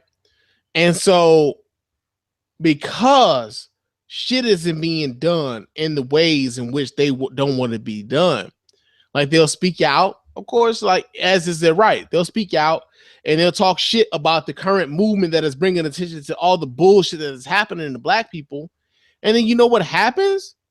Is that all the opponents of black people who don't necessarily want to see any sorts of advancement, any sort of economic improvement, any sort of educational improvement, they will use these same people to say, like, you know what? Here's why this movement about the movement or the uplifting of black people is some bullshit. Here's these black people who are saying the same shit that we've been saying the whole time. They don't give a fuck about what these people are saying. They will use the same voices. They will use the voices, unfortunately, of yours, of like Tariq Nasheed's, of like a Boyce Watkins. I think Wait, hold on. Me and Tariq are diametrically opposed. Hold on, brother. I'm saying this. Just follow me a little bit. Okay. They will use y'all's voices to say that, listen, all these black folks don't really give a fuck about this BLM shit the way these other black folks is. Right? So if we could reach out to these other black folks that don't give a fuck about this BLM shit the way these other black folks is, then we might be able to like kind of neutralize this movement if we can get to those black people, right? And I'm not saying that they could get to you, right? But the point that I'm making is this, is that like when they can point to these examples of all these black folks who are saying BLM is some bullshit, like Kevin Gates is saying like, yo, we kill each other every day. So like, I ain't with BLM because when black folks kill other black folks, they don't really march and shit for like what's going on in the hood. Or Charles Barkley can say like, yo, we got to respect each other before we can ask for any respect from anybody else. Or when you got like a Harry Houck on CNN saying, well, you know, black folks are naturally inclined to commit crimes. Or when you have a Rudy Giuliani who says that, like, you know, 75% of our crime is done by black folks. They're predisposed to doing this shit. Like, they will put you in the basket with the rest of these people. Even though that's not your intention. They will put you into a basket with the rest of these people and say that, like, yo, BLM is some bullshit, and these black folks co-sign the shit that we saying, and we get behind these black folks and pump them up because this BLM message is getting too fucking problematic. Is it too powerful? It's not, though. It's not at all. Listen, one thing I know about blackness, and one thing all of us should know about blackness, is that when you're real, you don't get that type of press. They learned that in the 1960s. Right? They learned that in the 70s. Oh, yeah. You don't get that type of press, right? There's a reason why Umar Johnson is not invited to any of these discussions. He's got real world solutions that are black specific. Even though I don't agree with everything he says, I'm not with Pan-Africanism. I do not agree with his views on homosexuality. But when it comes to economics, when it comes to the fact that there are things that black people need to do for themselves, I'm with that. I'm with Dr. Claude Anderson. He's another one who would not be invited, right? If you believe that this system is against you, then why would you believe that this system would empower you to the highest by getting behind you and putting Black Lives Matter? Dude, you're being socially engineered, right? Listen. They have trained you to believe that to talk about black on black crime, which is a thing, is no different than white on white crime or Latino on Latino crime. It's a big difference. Because you know why? Because you don't live in a black neighborhood, right? Because you have a good job and you make money, right? Because if it was a place to be, you made the money you make and you would move there amongst your people, but you can't because crime is so rampant there in every city, including my own, right? It's a big issue. When you can look at New York and see that black people are only 20% of the population there, but yet commit 50% of the violent crimes. These are numbers you can't deny, right?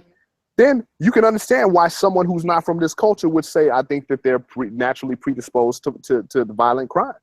You know what I'm saying? And although I know he's wrong, you know he's wrong, I don't give a fuck what he thinks, right? So, but at the same time, I understand his argument. I understand these people that you just mentioned and why they would say that. They have trained you. Look at it like this, and I've said this to you on the phone before. You got a brush fire in your backyard, right? And it's on fire, so it does need to be tended to. But you also have a grease fire in your kitchen. So you run out to the street and start screaming at the neighbors, oh, my house matters. I need a fire extinguisher.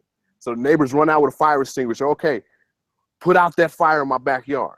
And the neighbor's gonna look at you like, hold on, no, you got a fire inside your kitchen. You need to handle that first. No, look, just don't worry about that. That's a distraction.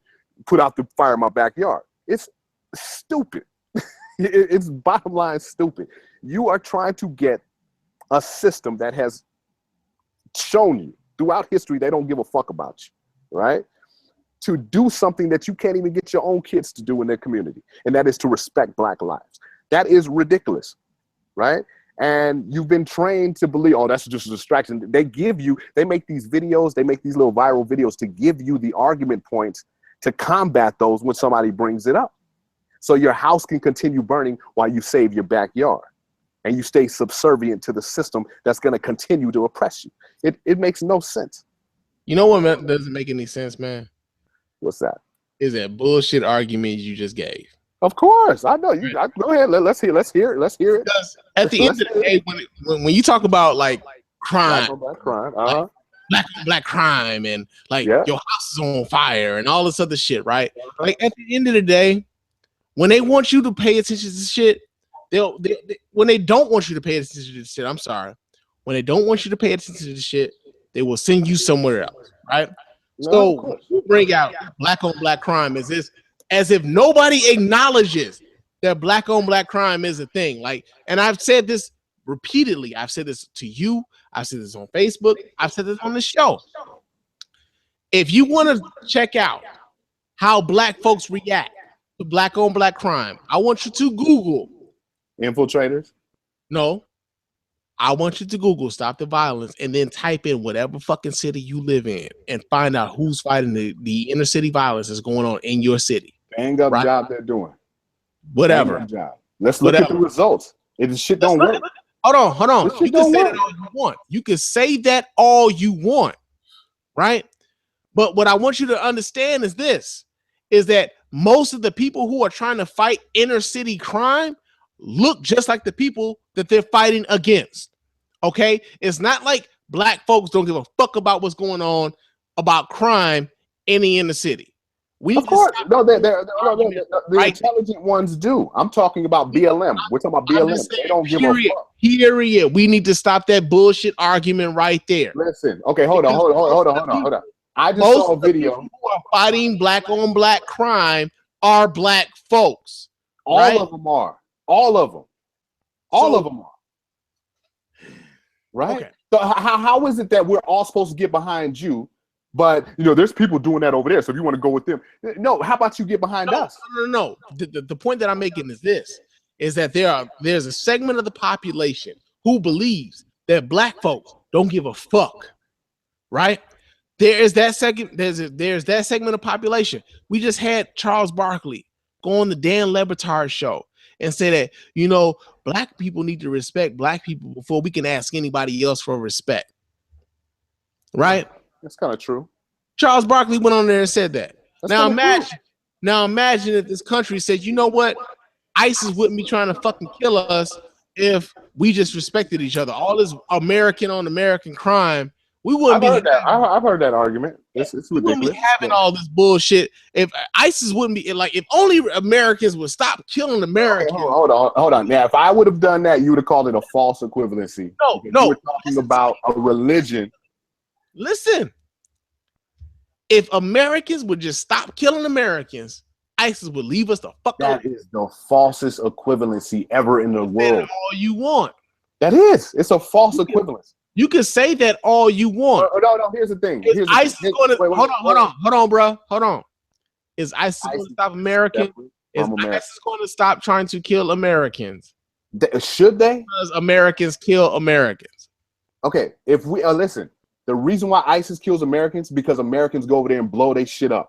A lot of these kids grew up seeing their parents missing limbs because America went over there and dropped bombs. Is that really why they're killing us? Abso-fucking-lutely. Hold on. Regular folks, right? They got a beef with the military. They ain't got no beef with us. They got a beef with the military. A lot of times, folks in the general population don't even agree with what the fuck the military is doing. Okay, but that doesn't mean when you're talking about military strikes, that don't mean it wasn't only military they were blowing up over there, right? Point that I'm making is this: is that they don't make any type of fucking distinctions at all. Yeah, American. They don't make any of those things. They don't make those distinctions at all. They decide like, yo, they fucking with us over here. We gonna fuck with them over there. Okay, but hold on. So let me ask you this. Hold on. So you don't see a difference in Islam, right? Eastern Islam fighting the West, who is separate and different than them, and black people just killing black people. The same group, intertribal, interracial violence. There's no difference there? I'm saying this. I'm saying that when we talk about what's going on with the police and how they interact with black folks, I'm saying we cannot blame the victim and how what happens to them happens to them. So when the police decide that they're going to overreach in their interaction with black folks, we can't then say, well, it's because of how we act with one another. Okay, hold on. So you're telling me that you don't see a direct correlation between crime and police activity? I'm saying that. Okay, so and I've used this analogy with you before. So if you live in a neighborhood, kids go outside and play, then suddenly wolf attacks start. These wolves start coming down attacking children, right? You can't figure out why these wolves start coming here. You discover one of your neighbors is throwing meat out on the front lawn, drawing the wolves from the mountain. Aren't you going to have an issue with that neighbor, like, dude, stop putting raw meat out here because it's drawing wolves around here and it's making it an unsafe environment. The only people who are escaping are the criminals, right? If wait, hold on, wait a minute, hold on, because Castile, right, according to the police, was mistaken possibly for someone who really committed a crime. We know that crime really was committed, right? We don't know who pulled the gun on somebody in that parking lot over there where Sterling was killed, right? But he was killed because of that. Every time one of these niggas do some bullshit, it puts all of our black kids at risk. What about what happened to Patrick Murphy, bro? What about it? What about what happened to Patrick Murphy? Who's Patrick Murphy? See. Because y'all know him, I'm supposed to know him, right? No. But here's the thing that I'm trying to explain to you, brother. What's that? The thing that's going on is that they don't even fucking take the time to figure out whether or not they even got the right person sometimes. This is part of the reason why I got so upset when I was talking to you about the Prince George's County police officer who was also gunned down by a fellow police officer. Is this Patrick Murphy? Who didn't take the time to figure out that, that guy is a cop too. I probably shouldn't be shooting at this dude. I probably shouldn't have killed this dude. But Patrick Murphy was also, police wrote up on Patrick Murphy, if you're not aware. Police wrote up on Patrick Murphy. Patrick Murphy was at home, sitting in his car. And the police. Okay, I saw that video. Yeah. You saw that. You saw that they tased that dude 38 seconds after meeting that dude, right? He was like, we asked this dude to show ID, and they didn't. Okay. He didn't say who he was initially, and he did. Okay. They did all of this shit. They went about the business of trying to take this dude to jail, say he was violating his probation or whatever the fuck it was that he did when he hadn't done nothing. But they were wrong. They were wrong. And they were wrong. He didn't go to jail. And he didn't get shot. He didn't get shot. He didn't get shot. He could have prevented that by being like, listen, I don't know what the fuck this is about, but go ahead, check it out, and see my ID. They'd have seen the ID. Okay. Like, I don't know why y'all fucking with me. I just came back from my probation officer. So I don't have a warrant. So allow me to comply right now. You guys check my ID. You got the wrong guy. Okay, move on.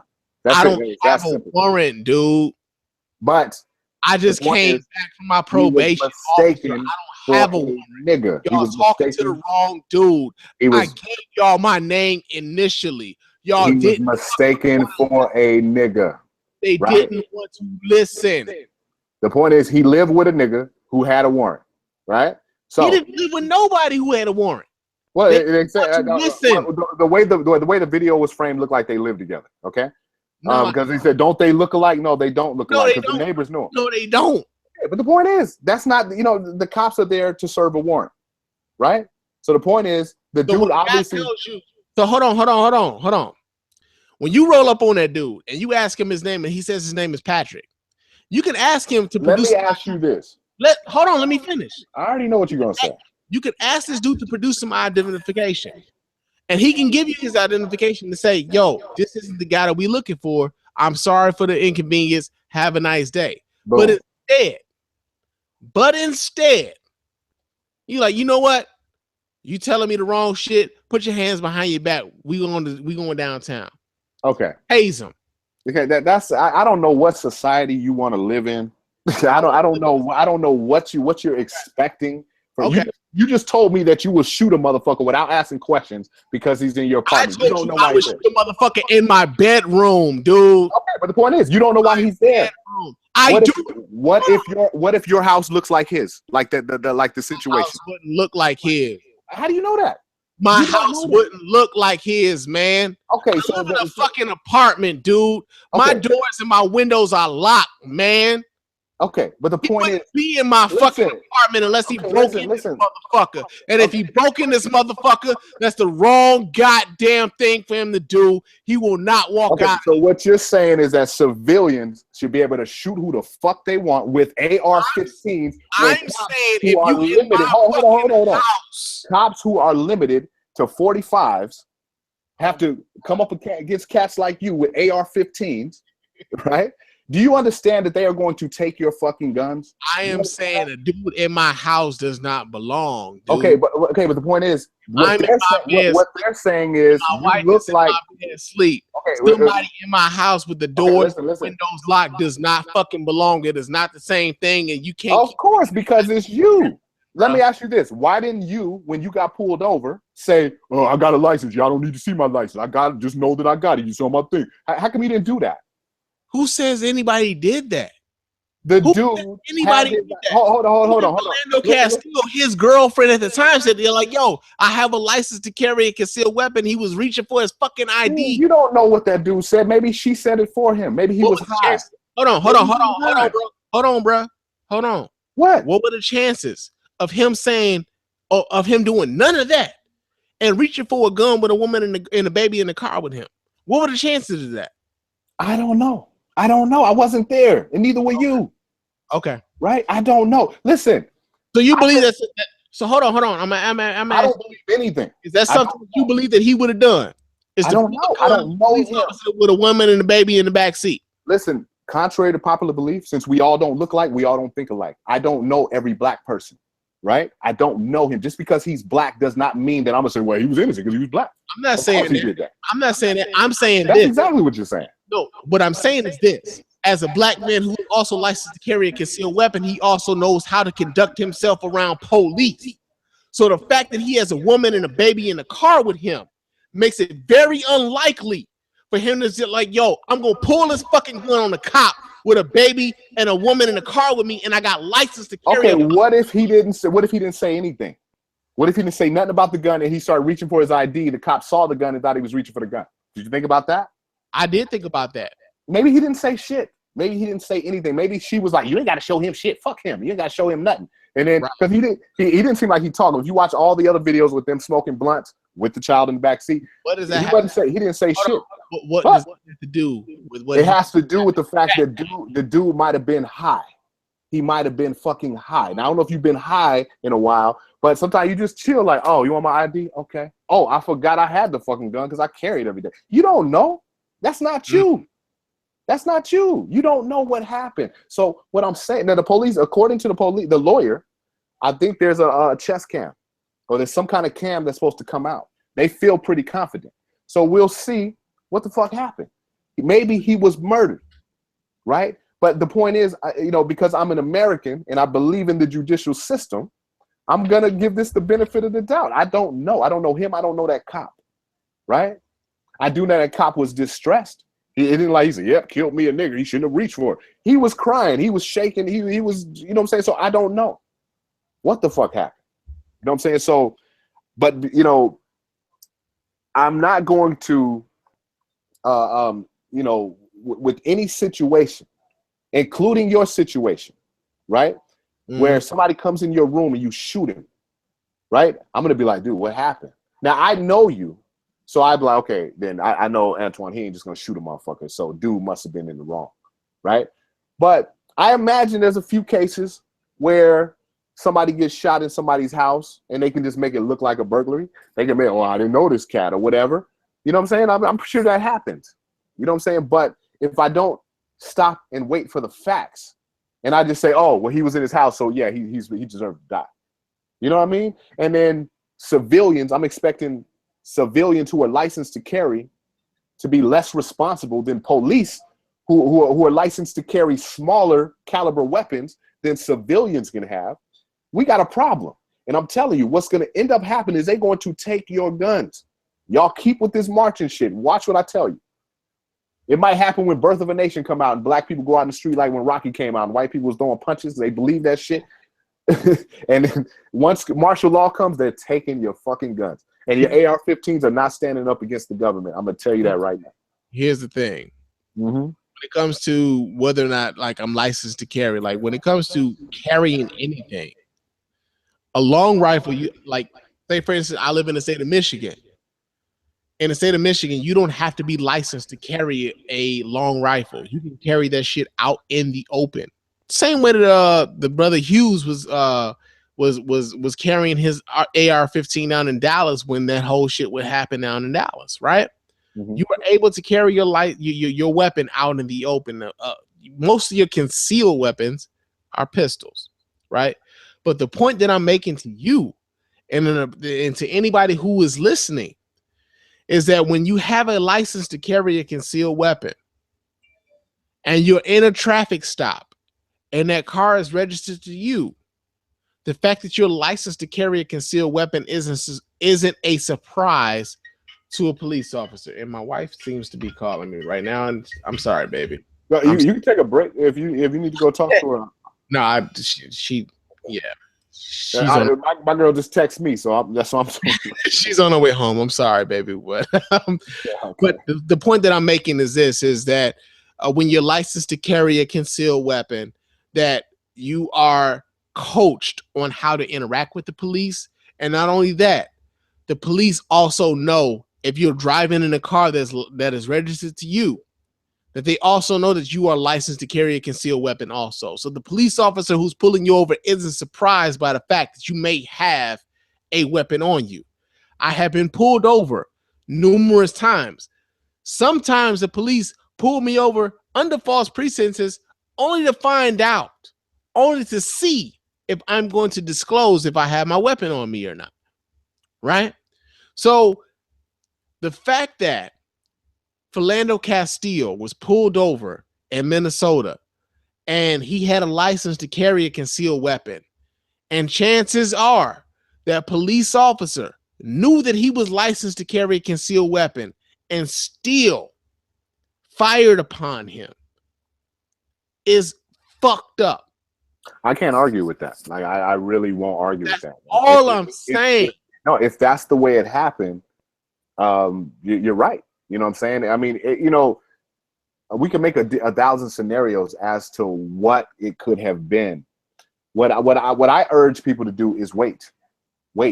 Okay, you already know that racism exists, right?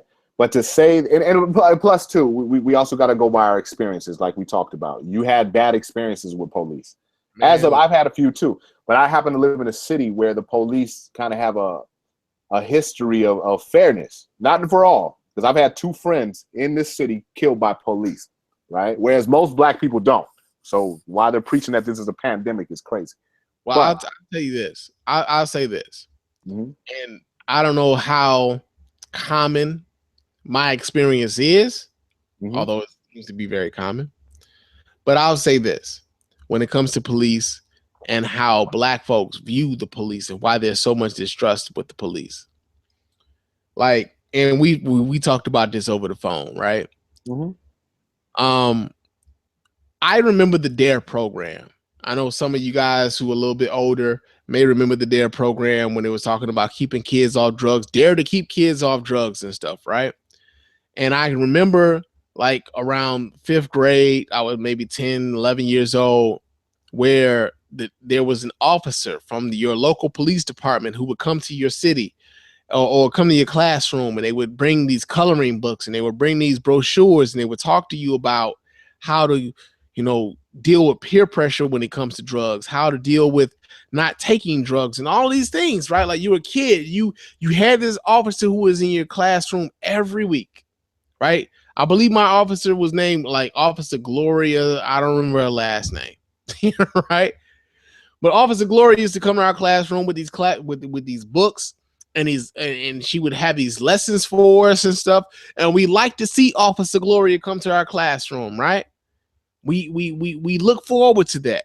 We walked out of that like, yo, I ain't never gonna smoke weed. I ain't never gonna smoke crack. I seen what my uncles and my aunts have gone through with the crack and all this other shit. I ain't never doing anything like that, right?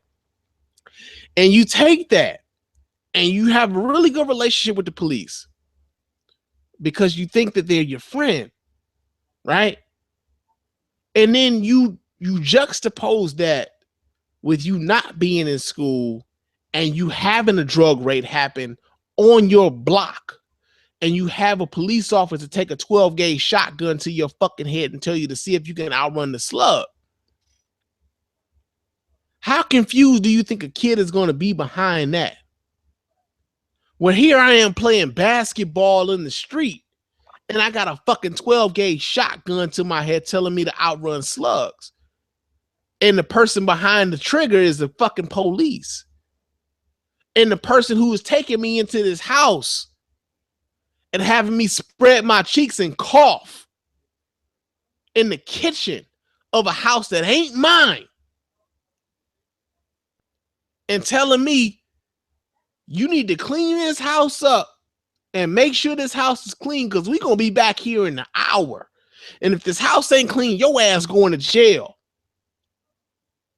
You juxtapose that with Officer Gloria telling me to keep myself off of drugs and me being out on the motherfucking street playing basketball, keeping myself off drugs, and the police putting a fucking 12 gauge to somebody's head at 12. Now, everything you said, I understand that.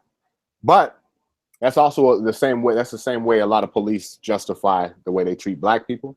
That's the way a lot of racist people. You know, I had my first experience, a black person robbed me and beat me up, and you tell me I should like niggas. It's the same thing. You know what I'm saying? You have to be able to say, okay, that happened. That was that situation. In order to be, you know, the liberal that you are, you're going to have to say, yeah, there are some bad apples, but they're not all like that. Listen. You can't just jump and say that they're all the same. Hold on. I didn't. For a long time, I still didn't really have a whole lot against the police until I decided that I was going to exercise my Second Amendment rights. Right? I was going to exercise my Second Amendment rights. I was going to do everything the right way. I was going to pay the $110 for my class to go to a concealed carry license class. I was going to pay another $105 to have the application to go ahead and get my license to carry a weapon concealed through the state. I was going to go through the background check of not only the state, but the FBI to be able to carry my weapon legally. And still, not only did that incident happen to me in Ypsilanti, where I had a gun in my seat holster, and not only did that happen to me in Chicago, where I had 6 cops pull me over for supposedly not signaling while changing lanes, but also having Detroit police pull me over and saying that they were going to slap me with my own gun if I decided I wasn't going to carry my gun with a round in the chamber behind my apartment.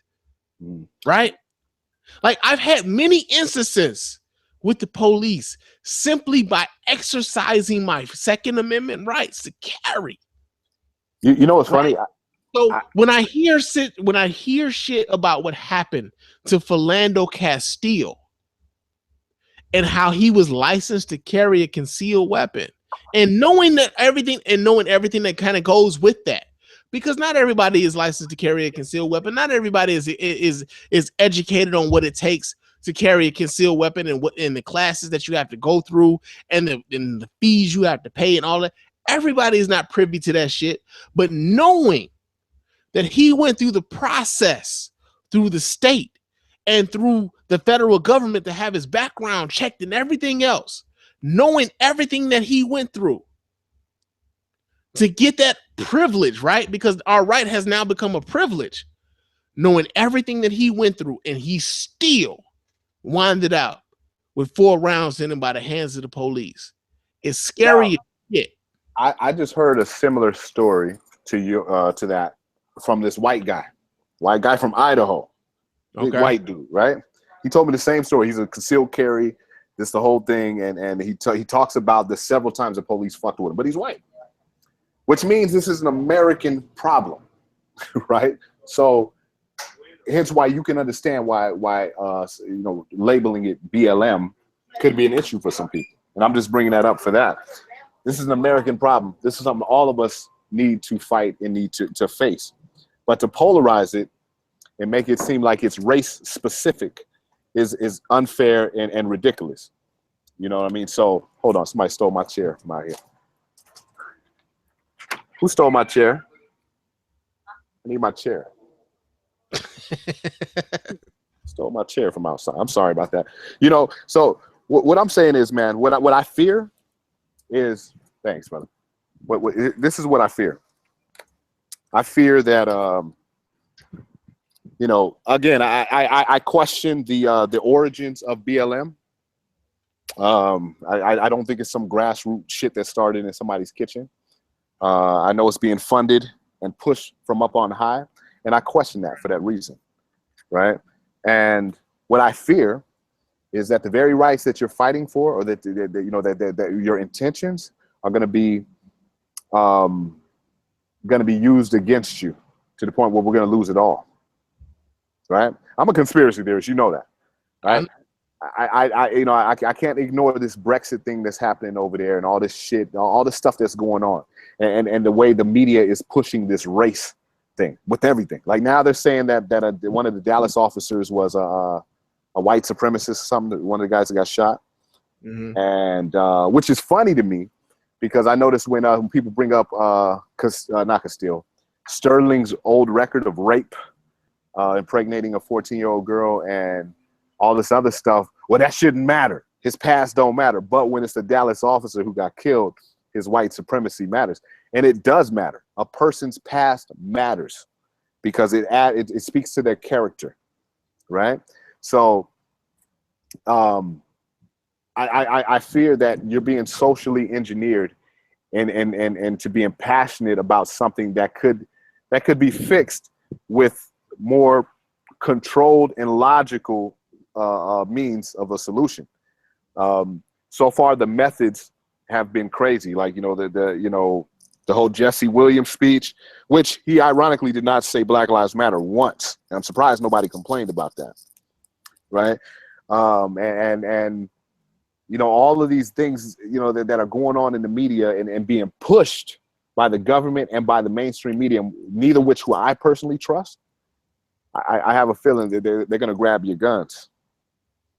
And this is all part of it, and all it's going to take is something to get very violent like Dallas, just on a wider scale. It's a wider scale, and it can happen as long as people keep taking to the street, trying to force their ideologies on other people. In America, where people can have free speech, and they're trying to stop other people from using their free speech because they don't agree with it, you're going to get violence because you got a lot of stupid people out there. Although BLM might be, what they're trying to do might be admirable, there's a bunch of stupid ass people, okay? Like this Micah X, Xavier or whatever. That was a stupid person. Granted, he really did that shit because I don't believe the mainstream media. I think that there's something else going on with that. But there's stupid ass people that are going to take your message and do what the fuck they want with it, right? And BLM is not really trying to stop that. They're just like, well, he had nothing to do with us, but we're going to keep screaming and being aggressive. Oops, that had nothing to do with us either, but we're going to keep screaming and being aggressive and not taking control of our movement, so that people like Mr. Gates won't know the difference when somebody usurps this movement or that movement, a gay pride parade in Toronto or an Orlando memorial for the fallen people in Pulse nightclub. Well, I think it kind of goes down like this, brother. When it comes to the BLM movement, I think there is always going to be there's always going to be a segment of the population who doesn't necessarily agree with tactics, who doesn't necessarily agree with the politics behind it. But one of the things that I think is important, because like even with like say when you even think about the civil rights movement, there were even people who were like even say for instance Malcolm X. Malcolm X wasn't necessarily a fan of the way that that Martin Luther King and Philip Randolph and others were running the civil rights movement at a particular point in time. But even Malcolm X saw the error in that and apologized for how he, critiqued that movement publicly and how he understood that for the public at large, it was important for there to be a united front when it came to looking for liberation for Black people in America, right? At some point. Well, can I stop you there? He never did that. He never did. He didn't apologize for his methods at all. I didn't say he. Yeah, he never apologized for the way he came at Martin and those guys. The farce on Wall Street, the farce on Washington and all that. Are you serious? Because he was right. No, he knew he was right. Are you serious? If anybody changed their stance, it was Martin Luther King. He realized I didn't say anything about changing the stance. I said Malcolm X actually apologized. Okay, we're breaking up here. You realize what? Okay, no, you just broke up. It got that robot thing, but go ahead. No, I'm saying Malcolm X at some point realized, after he had broke away from the Nation of Islam, recognized that the way in which he had characterized a lot of not Black Lives Matter, but a lot of civil rights leaders of the time, even Malcolm X seemed like, yo, I might not have, I apologize for the way in which I have characterized how you feel about your movement, right? Malcolm X didn't necessarily align with what Malcolm was, with what Martin was doing, or what A. Philip Randolph was doing, or what have you. But Malcolm recognized that him being out on the side and him being a critic vocally amongst a whole bunch of white folks wasn't really helping the movement at large. Okay. Malcolm X apologized for that. I'm sorry, I have to stop you. You know Malcolm was my dude. That's okay. The last last true African American hero that we had, right? Mm-hmm. Malcolm, the flaw he made and he realized he made was that he excluded the white people who understood. That was his thing. His thing was like, I will join with anybody. I don't care what color you are if you want to bring this machine down. That's when they killed him. As long as he was talking that black shit and separatist shit, it was cool. They'll endorse that like they endorse it today because it keeps separation going. It keeps us fighting in the prison while the prison guards go unscathed, right? Now that's what the BLMs, that's why they're being funded the way they are, right? So, no, Malcolm was, him and Martin is the one that was like, dude, these white people used me, and so now him and Malcolm was gonna hook up. But Malcolm, his change was, previously I said that all white people were devil, and I thought it was all white people versus black people, but now I see it's not that. It's an elite machine that's keeping us all down. That's when they killed him. Now, listen, I wouldn't, if I didn't know that for sure, I wouldn't even have stopped you. But this is one of the misconceptions about Malcolm, right? And I saw this girl, Tommy Lauren or whatever, trust and believe. Tommy Lauren is a lifetime member of the ass hat of the week. Yeah, I saw that. Yeah, the thing she said about the Panthers and her and people like her saying stuff about Malcolm X being a violent separatist and all that. No, he wasn't. None of that. He was about defending his people against violence. And then once he returned from Mecca, he realized, okay, a lot of these white people in the same boat. It's not all white people. It's those white people. And so that's the change he made. It wasn't that, maybe I shouldn't have talked about this. He called the farce on Washington is exactly what it was and exactly what it is. It's no different than what's happening today.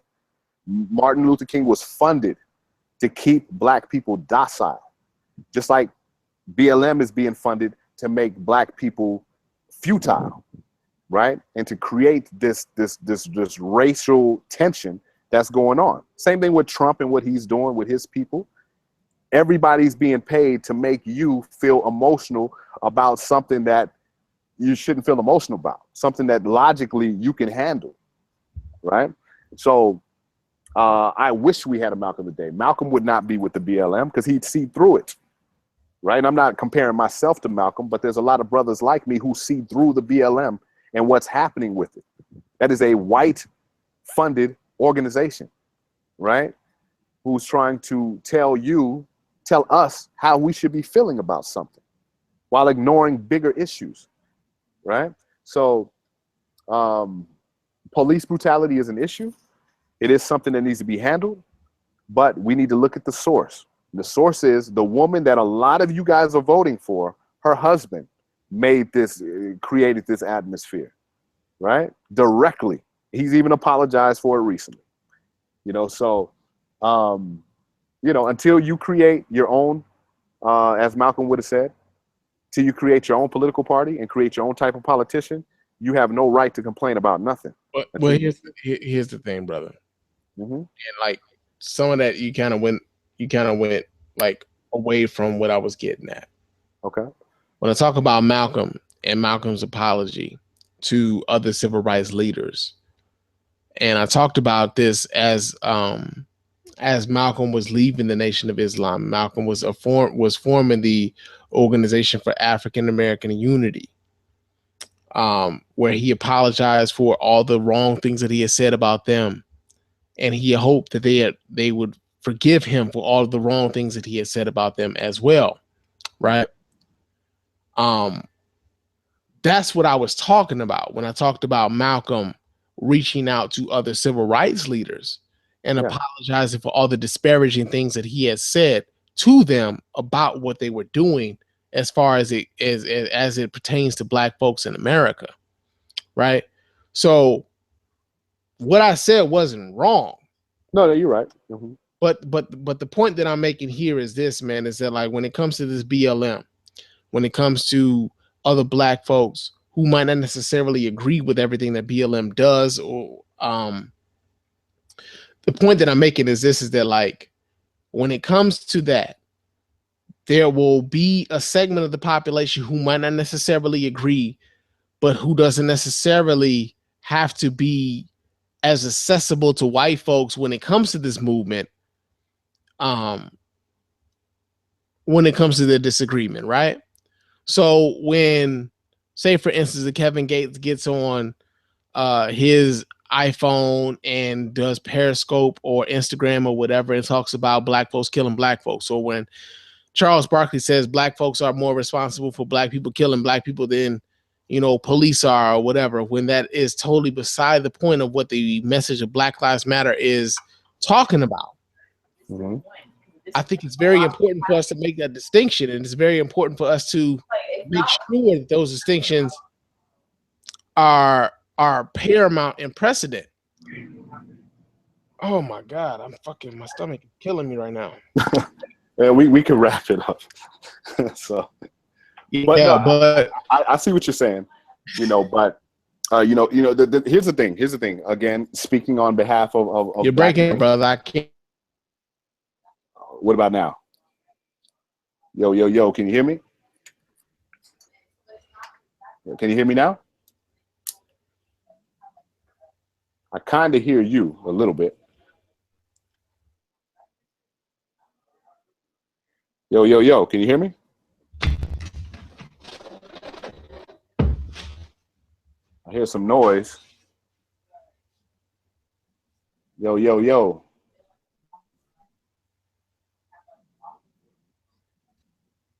Can you hear me? Well, I hope the audience can hear me. But anyway, on behalf of myself and Black people like me who do not particularly support the movement itself, we do support the message. I mean, I think most Americans do, Black, white, or whatever. But to force us to agree with your methods is just wrong. Like to call us coons or Uncle Toms because we don't agree with the way you're doing it, that's wrong on your part.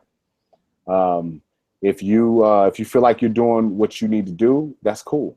But you don't have to force me to agree. You don't have to knock on my door and tell me, well, you're Black, so you should agree with us. It's like, come on, man. Like, I agree with the movement. But again, I agree with smaller police, smaller government. That's me. And if I was in your shoes, I would organize my people to create a new political party, create the type of politician that we wanted, and put them in power. But as long as you're marching and blocking traffic, all you're doing is turning people off, and you're going to get nowhere, right? You're going to create vitriol. You're going to create violence in the streets. You're going to create martial law. You're going to create a suspension of the Constitution, and you're going to create the very lack of American rights that you claim to be fighting against. So that's what I'm about. I know a lot of you guys don't like me, but I'm not here to be liked. I got enough friends, and again, I want to give props to the people that come to my Facebook that that learn how to agree to disagree and do it respectably. The rest of you guys, I'm just going to clown you. You guys know I'm a comedian. That's what I do. You know, so it is what it is. I don't know how many people are in here. I can't see the chat. I can't see numbers. But those of you who are here, I do appreciate you. If you would like to argue with me, you can hit me up at Haterazzi Radio at gmail.com, and I'll address you on my podcast. And, you know, if you're angry or whatever, that's fine. Be angry. You know, there's not much you could do about it, but be angry. You know, a lot of you guys make threats, but I'm not really worried about you. And, you know, George Zimmerman's still walking around, you know, so is the cop who shot Oscar Grant. You know, you just all talk, your internet, you're a typer, you know, so with that being said, I don't know what happened to Spann, but anyway, check me out on SoundCloud, Haterazzi. I'm a comedian. I'm a troll. Right? I will troll you. I will say some shit that I know will piss you off, and you're going to respond to it. And I love it when you respond to it, however you respond. You can also check me out on YouTube, Haterazzi 1, number 1, Haterazzi 1. If you just type in Haterazzi, I should come up. I make comedy videos. I make fun of pop culture and other things. But yeah, so again, I don't know what's going on. I don't know if Spann had to piss again, or if somebody broke in his house and he's about to shoot him with his AR-15 because they ain't supposed to be there. But I'm gonna sit here and wait it out. I wish I could see a chat because then I could interact with you guys.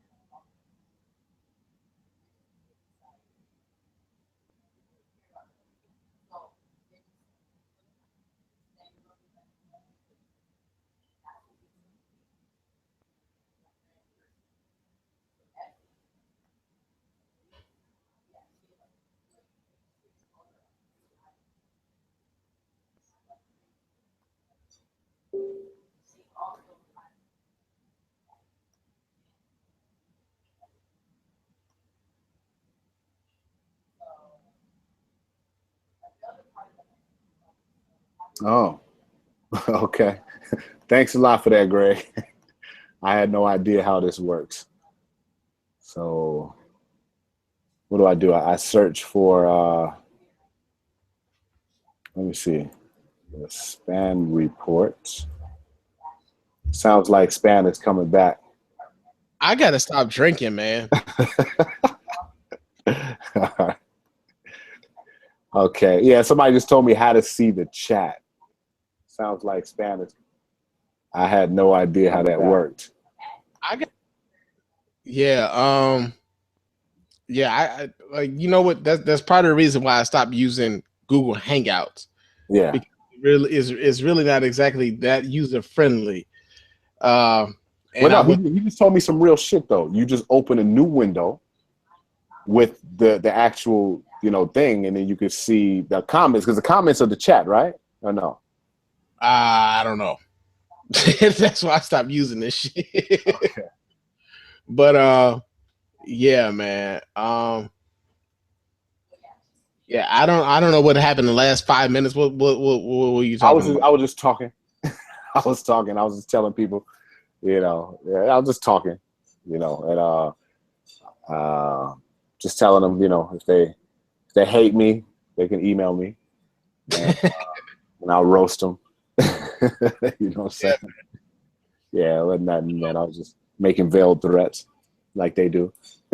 So yeah, man, I think it's very important, man. Like, even when you know, kind of getting back to what I was talking about before, man, even when we talk about like, there's always going to be a contingent of folks like who don't necessarily agree with what's going on. Yeah. And who don't necessarily, you know, co-sign on, you know, the larger narrative that's being pushed, right? There's always going to be that contingent. Mm-hmm. But at the end of the day, I think it's very important when it comes to Black people in America.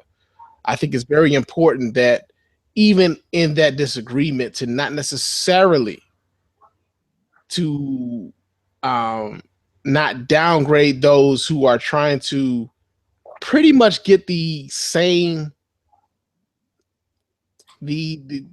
trying to get the same goal or their achievement or the way in which they're trying to go about getting the same thing that we're looking for, to throw shots at them as they're trying to do it. We might not necessarily have the same methods, but we all have the same goal in mind.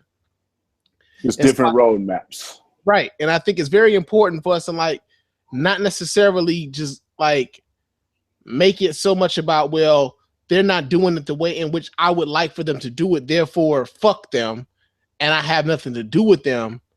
And as opposed to like saying, you know what, I might not necessarily appreciate or know or like follow what it is that they're doing, but even in my disagreement, I can go about doing the things that I think will help benefit the people and not downgrade them in front of the oppressor as well.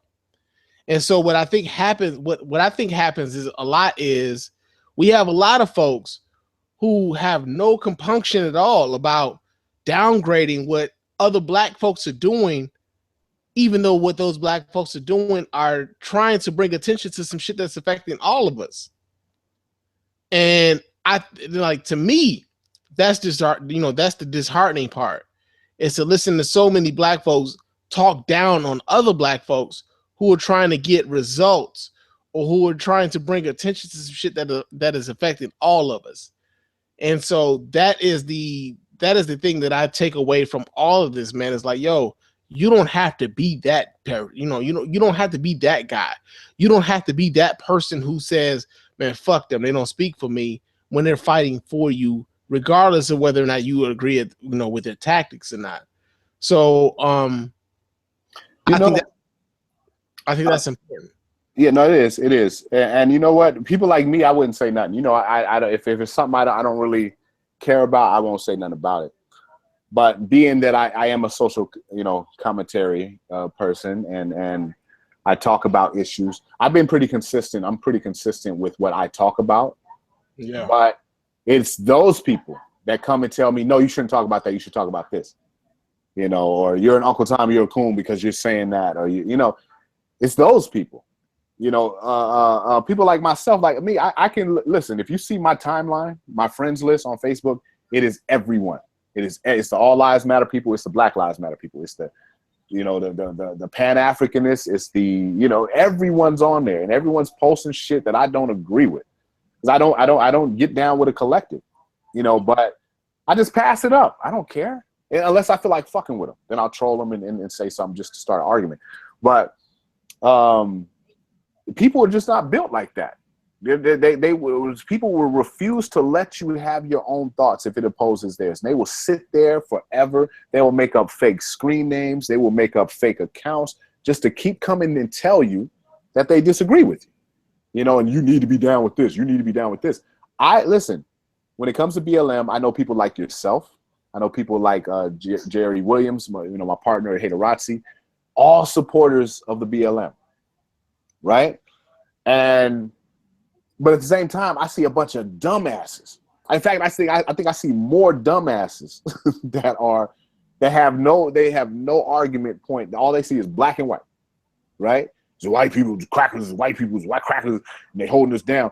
So they have something to continuously blame for their failures, right? You know, it's so easy. It's like, what do you got, the way you dress, the way you act, and you try to go get a corporate job, they didn't give it to you, and it's because of racism. Really?